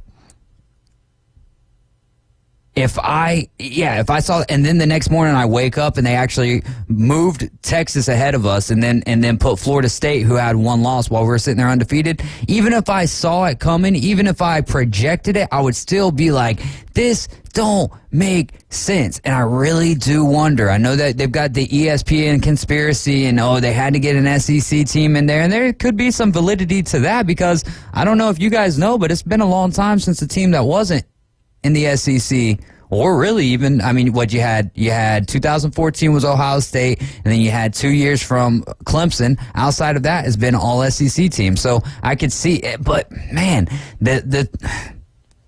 the SEC had a down year and was still one of the better conferences, maybe the best conference. But to me, this year has been so wild that I just can't sit there and say that one conference was overwhelmingly better than any other conference. I can sit there and say this. I don't think that is necessarily 1A and 1B with SEC and the Big Ten. Like AG pointed out earlier, I don't think that the Big Ten was that strong this year. I don't think the Big Ten was strong this year. They were 3 heavy, and really they were 2 heavy with a medium with a carry on. The transfer portal with the NIL, I think's pretty much leveled it all out. The playing field, a lot of these big time schools and programs. 100%, and I would put the Pac-12 over the Big Ten at this point. Ooh, I would. So I think top to bottom, they're a better conference this year than the Big Ten. The Big Ten was Michigan, Ohio State. Penn State is, I think we're going to find out what Penn State has when they face Ole Miss. Isn't the proof kind of in the pudding of the conference championship games? Yeah. Alabama, Georgia, very close. Oregon, Washington, very close. Florida State, Louisville, 16-6, but for the majority of the game, it was a close game. It was a very close game, and there was opportunities for Louisville the entire game to tie it up or take the lead. The only one and it wasn't even close. And we could talk about Iowa's defense, and yes, they are very good. But they were just, and I don't know if they were just saving themselves or what the plan was, but it was just a field goal party for Michigan. Everyone going into that game knew Iowa was not going to score. Yeah. So they could have just kicked one field goal. Not everybody thought they were going to have 0 points. Yeah. But 3, 6 Vegas tops. kind of did. Yeah, Vegas did. But 3, 6 tops is reasonable. And then 0 was like, I can see that too. Yeah. So I think Pac-12 is 2. Because you got Oregon, you got Washington, you got Oregon State, and you still got. Yeah, I guess you can kind of Arizona was playing. Arizona. That's where the difference is. That's the kicker good. to me. UCLA is good. UCLA losing DTR was huge. Mm-hmm. And for them to come back and have the season that they had. And they lost their quarterback again. Right. Very good year, mm-hmm. honestly. And, USC, we can say what we want to, but it's still a fun team to watch. Caleb Williams. Wait, does that help a conference if a team is a fun team to watch? Well, Colorado does. Okay. That's the Colorado, they do get away with that. So, sports person of the year, we didn't even make a bowl game. Right. Which is fair, though, because sports person of the year doesn't mean that you had to been good at sports. But what Deion Sanders brought to... Dude, for a sport like college football, for a team like Colorado to be dominating storylines because of Deion Sanders, I think that it gives you an argument for sports person of the year. Yeah. But only for a month, though. The month of September. What he did going in, leaving the HBCU, going to Colorado, coming in, cleaning house, for better or for worse, whether you liked the move, whether you hated the move, whether you were impartial to the move, it doesn't matter. The fact is he came in and he turned heads immediately, mm-hmm. right? And then he hits the transfer portal. He hits the recruiting trail. He starts getting in all these kids. He brings the kids over from Jackson State. And they've got talent. Right? There's talent there. There's just no depth there. There's just not a lot of depth there because it's his first year and he's trying to build something. So you get it and you understand, especially them coming out and beating a TCU who was, second in the nation last year. Mm-hmm. And so everybody kind of went crazy and went haywire. So I understand it from a certain degree, but on the other side of it, I'm like Rick. It was just it was short lived. Yeah, it was 4 to 5 weeks of okay. Yeah, and then the bandwagon was like a month. And you have to look at the face on the cover of the magazine's going to sell the magazines, and you know what I'm saying. That's the whole point. Again, it's just like the whole playoff thing. It's a beauty pageant, a TV show. You got to make. Well, that's the world, and I'm not saying this as an excuse, just more of a reality. It's the world that we live in, where the outside is the attractor, and the inside, who cares? That's kind of the world that we the world that we live in. Mm-hmm. I would like to see with these sports persons of the year, which this was by Sports Illustrated. I would like it to be where, yes, you had a huge sports accomplishment of that year or whatever, but you also had something that was huge for the community or for a community or whatever. You know what I mean? Because that's like the only award which I've won of little leagues and stuff like that, MVPs and stuff. But the first award that I ever got was Best Sportsmanship Award. And that has always been, as I grew older, when I was a kid, it didn't, okay, whatever. We're all supposed to have good sportsmanship, right? Mm-hmm. But as I got older, and then there was times where I would not be a good sport because I would be thinking so much about myself, I was very happy about that best sportsmanship after I got out of high school and stuff, because I'm like, you know what, though? That's, when I watch these youngins play, be it high school football, right? When I'm calling the Mosley games, if you got a good attitude, I don't care if you get trounced 73-0. If you got a good attitude while that's going on, do you know how strong you are? Yeah. And so you're I would like to see our sports persons of the year have something that goes along with sports, but also has something that is tied in with the community. Kyle Wright says Washington, Michigan, FSU, Alabama. Texas should be the one scratching their heads today, but money. He says, I've come to terms with it. Now we got to move forward and focus on Georgia. With opt-outs and the portal, they may end up calling me to play defensive tackle for that game. Didn't the Orange Bowl cancel the press conference with the coaches today? Yes, they did cancel the press conference, and there's supposed to be some sort of update about that coming soon. I don't know. But if the team cancels the press conference, I wonder if they would take the next step. I really don't want them to. I don't want Florida State to not accept the invite or to boycott the game or whatever. And I wish that there was an incentive. All right, so let's say that you get your NIL. We were talking about this earlier as well. You get your NIL. And let's say that it's given to you monthly, or if it's given to you yearly even, however it's broken down to you, but we'll use the month case first. If you get your NIL, or if you don't play in the bowl game, you don't get your NIL for the month of January or whatever. There's got to be some incentive to keep these guys playing the bowl games, because this is what I get the draft and all of that stuff. Okay, listen to me. You can get injured last month or during the regular season. You can get injured right here, but you get injured walking down your driveway. Exactly. Play the game, man. Because don't do it for yourself. Don't do it for yourself. I mean, Jackson Smith-Njigba is a little bit of a different conversation because he was injured for essentially the whole year and set out that Georgia game last year. And it was a college football playoff game at that. But you do not play any of these sports for yourself. You play them for your team, man. And so that is why you play the game, because when you put on the helmet, when you put on the pads, when you put on your baseball pants, when you put on anything but a daggum golf club or a tennis racket in your hand, you are putting on for something that is bigger than yourself. And with that, treat it like that.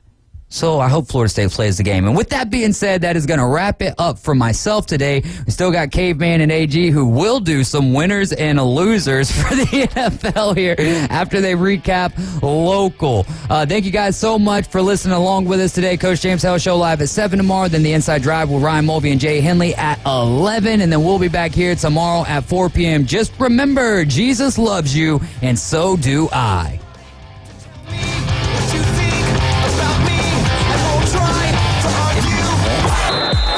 ESPN Northwest Florida is taking it to the hole. Your home for the most live college basketball on the Gulf Coast. The ACC, SEC, and the biggest games in the country. Plus the official station of March Madness. The Panhandle's destination for live play-by-play. Hear every slam dunk in ultra-high fidelity right here. ESPN, Northwest Florida. This is Joanna with your latest forecast on ESPN Northwest Florida this Wednesday. For tonight, clear skies and a low of 40 with a brisk wind out of the north-northeast around 8 miles per hour. Tomorrow morning, sunshine with temps around 55. In the afternoon and evening, partly cloudy with a light breeze and a temperature near 59. Moving into Friday, slightly warmer with a high of 66 and mostly clouds. This forecast is brought to you by Ellis Agency Insurance. Thank you for keeping that dial on ESPN Northwest Florida. Rely on it. Turf Pro Lawn and Pest Control. They take pride in caring for their customers' property by providing lawn and whole house pest control. Whether you have roaches or any other unwanted bugs in your home, Turf Pro has you covered. Or if your lawn needs weed control, fertilize, insect control, Turf Pro has you covered by providing custom treatments to meet your property's needs. No property is the same, so why should it be treated that way? Turf Pro, where the blue and yellow trucks make your lawn green. Call 850-890-5820.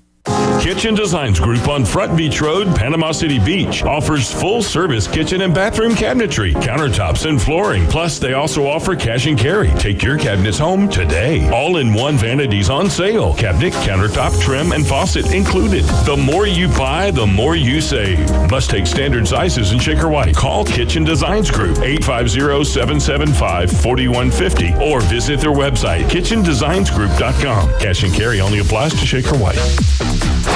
It moves fast. The High School Spotlight. Weekdays at 5:40. Let's do it. Sponsored by Barbaritos. ESPN Northwest Florida. And we are back on ESPN Northwest Florida, 104.3 in Panama City, 101.9 in Port St. Joe, the Forgotten Coast. I'm AG along with Caveman Rick. Dave has left us to kind of run the ship here, so let's revisit some of these local high school sports scores, and then we'll get into mine and K's man winners and losers from the NFL this past weekend. High school soccer and boys, North Bay Haven takes out Mariana 5-2. Arnold over Fort Walton Beach 2-0. Washington County over South Walton 4-2. In high school soccer and girls, North Bay Haven 8-0. Over Mariana. Freeport takes down Destin 3-1. Choctaw over Arnold 6-2. In high school basketball boys, Port St. Joe all over Weewahitchka 74-33. Alpha takes down Vernon 54-27. Wakulla over Liberty 76-56. Poplar Springs beats Malone 42-39. Jay takes down Paxton 46-35. And the last one for the boys, Choctaw defeats Bay 56-48. High school basketball girls, Gracefield knocks off Bozeman 63-13. Port St. Joe 47-35 over Weewahitchka. Laurel Hill 58-37 over Destin. Freeport in the close one takes down Holmes 60-59. Rocky Bayou 45, Baker 27, Jay 44, Paxton 38. Milton all over Walton 43-22. And Niceville takes down Navarre 59-31. So that covers the high school sports. Good luck to all the boys and girls that are playing tonight as well as this weekend. Make sure y'all stay safe.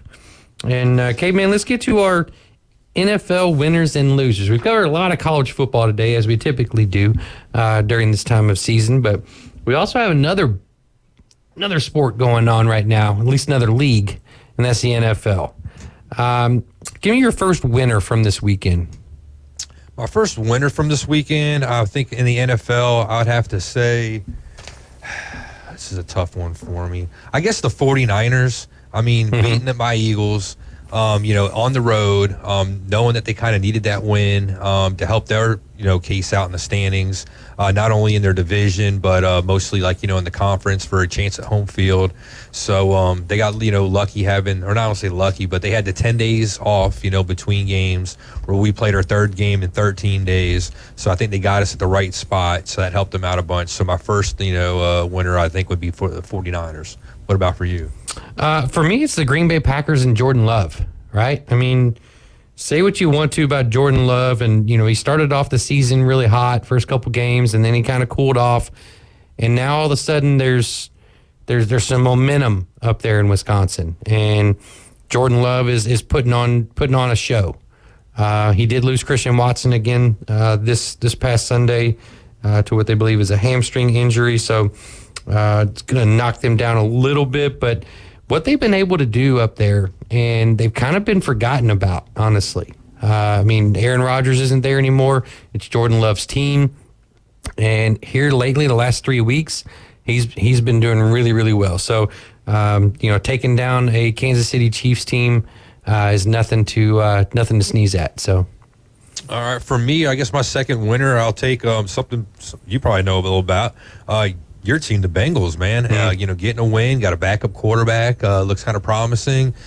Maybe, you can see, a little bit of that Josh Dobbs effect, have a good stretch of some really good games. Hopefully he won't fall off, the table a bit like Josh Dobbs. But, why not, Cincinnati Bengals, the situation that you guys got going on over there looks like it's pretty promising. So if I was a Bengals fan, I'd be looking a little on the up and up right now towards it. A little bit, right? There's still, we saw the first start he had against the Steelers was not very pretty. I don't think the game plan that Zach Taylor put into play was all that effective, but we did see a much different Bengals team and a much different Jake Browning Monday night than we saw the week prior. My next big winner is the Miami Dolphins. I understand it was the Commanders. However, if you look at whatever else happened in the NFL this past Sunday, things are starting to work out for them. In terms of where they lie in terms of the standings. The Bengals taking down Jacksonville, Kansas City getting another loss, Pittsburgh took another loss. So there's teams that are right there with them and right behind them that are falling by the wayside, and the Dolphins do have a pretty favorable schedule coming up. So for me, it's definitely the Miami Dolphins. Yeah, no doubt. They're doing what they're supposed to be doing, right? Beating the teams they should be beating. So that's good for them. So hopefully they can actually get over the hump, though, and beat some teams that are actually better than, having winning records. Here's another weird one, I guess, a bit of a winner in a roundabout way. How about the Chargers? I know that was kind of a dud game, 6-0. But the fact that they actually won, that game, Bill Belichick usually, schemes up pretty well, defensive kind of a guy. I'll take away your best weapons. It was kind of, poor performance by, the Chargers, obviously, by only putting up 6 points. But how about the Patriots, too, losing 3 games in a row by giving up 10 points or less? Yeah. So, being faced against that, being the Charger team and the woes that they had to go into the Patriots home field in Foxborough and beat them, I'd say that's a win for them.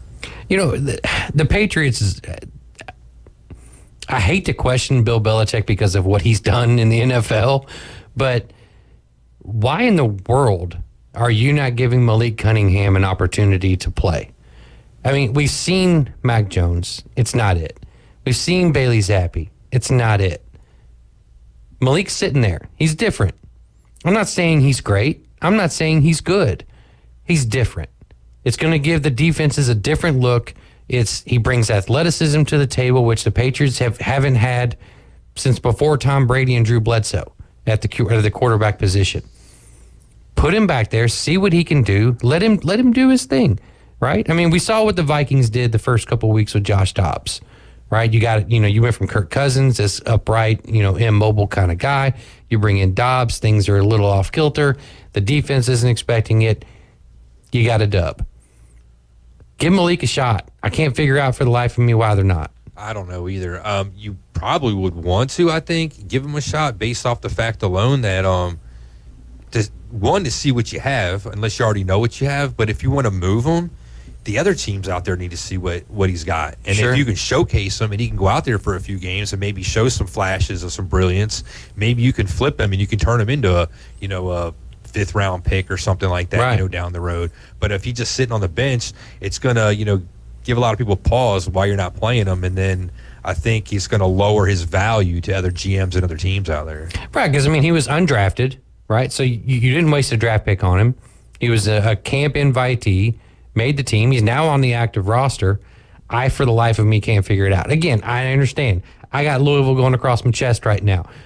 But at the end of the day, you want to see what you got out of these guys. You're not going to the playoffs. Right. It's not happening at this point. Oh, yeah, no doubt. So what are you waiting for? So, anyway. Maybe Bill's looking to maybe move on, and maybe he knows that kid's going to be okay, and maybe he, if he plays them, then he'll have to stay or it'll look foolish. So, I don't think Bill Belichick has anybody telling him what he can or cannot do. My other winner for this week was the Baltimore Ravens. I understand they were on a bye week, but it gave them an opportunity to get a little bit healthier. Also, they saw the Steelers get beat. They saw the Browns get beat. They saw the Chiefs get beat. So they were able to pick up some momentum in that regard.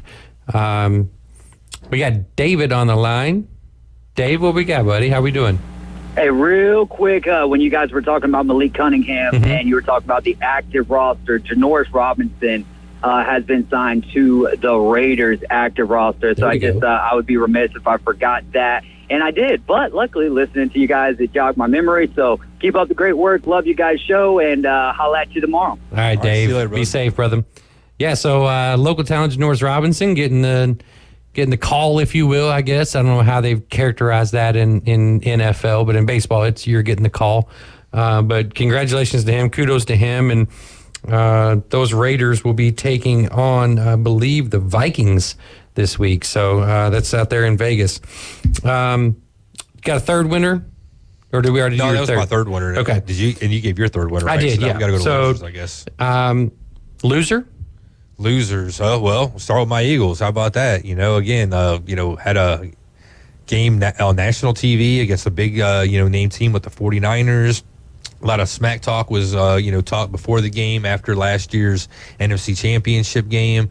I feel if we were playing this game, having not gone through a gauntlet of already playing 4 really good teams before this and having maybe a decent amount of rest on par with what the Niners had, I think we would have had a way better showing. I think it would have been a lot closer. In fact, I think we probably could have beat them too. But just because of the way that we kind of came out kind of flat, I mean, we did score 2 field goals to start the game, but I think early on you could see how tired they were and how worn down the team was from all these games that they've been playing.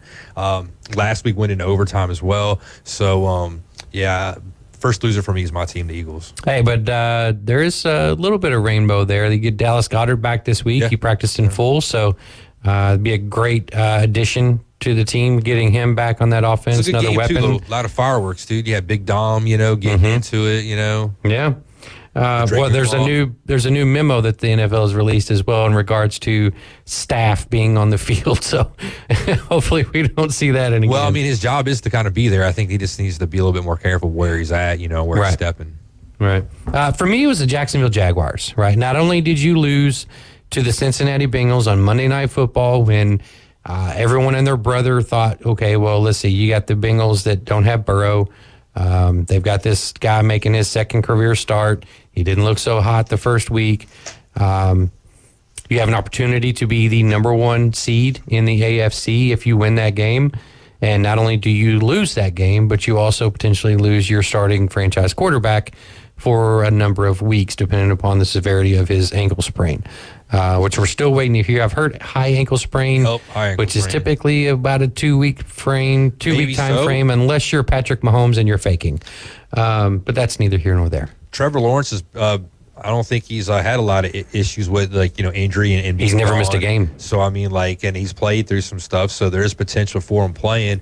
But at this point, do you really want to risk injuring him the rest of the year? If because you got a good chance of going deep in the playoffs again, might be smart to sit him. I think a lot's going to happen with how Houston does the next couple weeks as well. I think is going to play a large part in how fast he comes back. Because if Houston keeps winning, then that's just going to be more pressure put on Jacksonville to keep winning as well. So, and Jacksonville has a tough road coming up.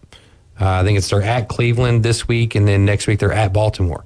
So 2 tough defenses. Yeah, right then there. I think after that, though, the last 3 games I don't think aren't. It eases up. It does ease up. It does ease up. So, next loser for you? Loser for me. Let's see here. I didn't really go over these. Sorry, so I figured Dave was going to be here when you guys were going over these, so I really wasn't looking over them too much.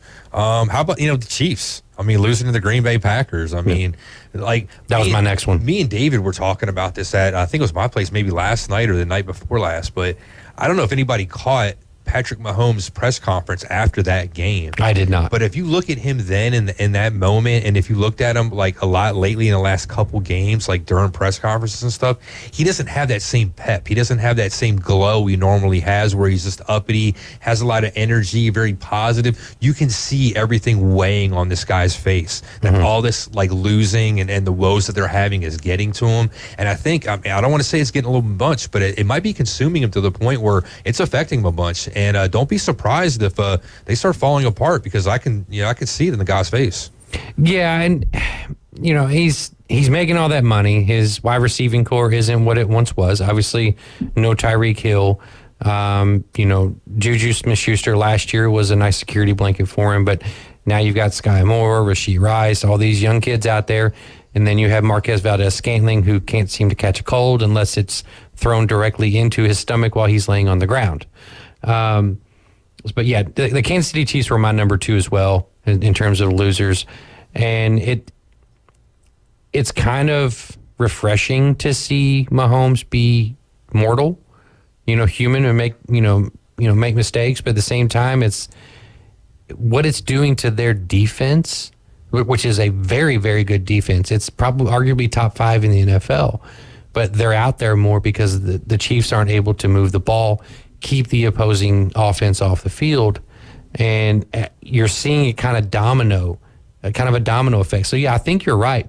There probably is some of the weight on my world, or weight of the world on my shoulders thing going on with Mahomes. I would like to think, being the champion that he is, that he's able to overcome that. But if his guys around him keep dropping the ball literally and metaphorically, you could see them kind of take a turn. I think, at this point, they're still obviously going to make the playoffs, but in what capacity? They missing Tyreek Hill big time right now. 100%. Yeah, I mean, you're talking about the potential MVP of the league that's going to be missing. Yeah, non-quarterback MVP, definitely. But you can definitely see how much that that offense is missing him for sure this year. All right. Well, how much time we got? We got about maybe like another 15 seconds. 15 seconds. All right. Well, I'll just go ahead and call us out here. You've been riding with the Afternoon Underdogs right here on ESPN Northwest Florida 104.3. I'm AG Adam Goff along with Caveman Rick. And you all have a wonderful Wednesday evening. Make sure you tune into the Coach James Hale Show, 7 to 9. And after that, you've got the Inside Drive with Ryan Mulvey.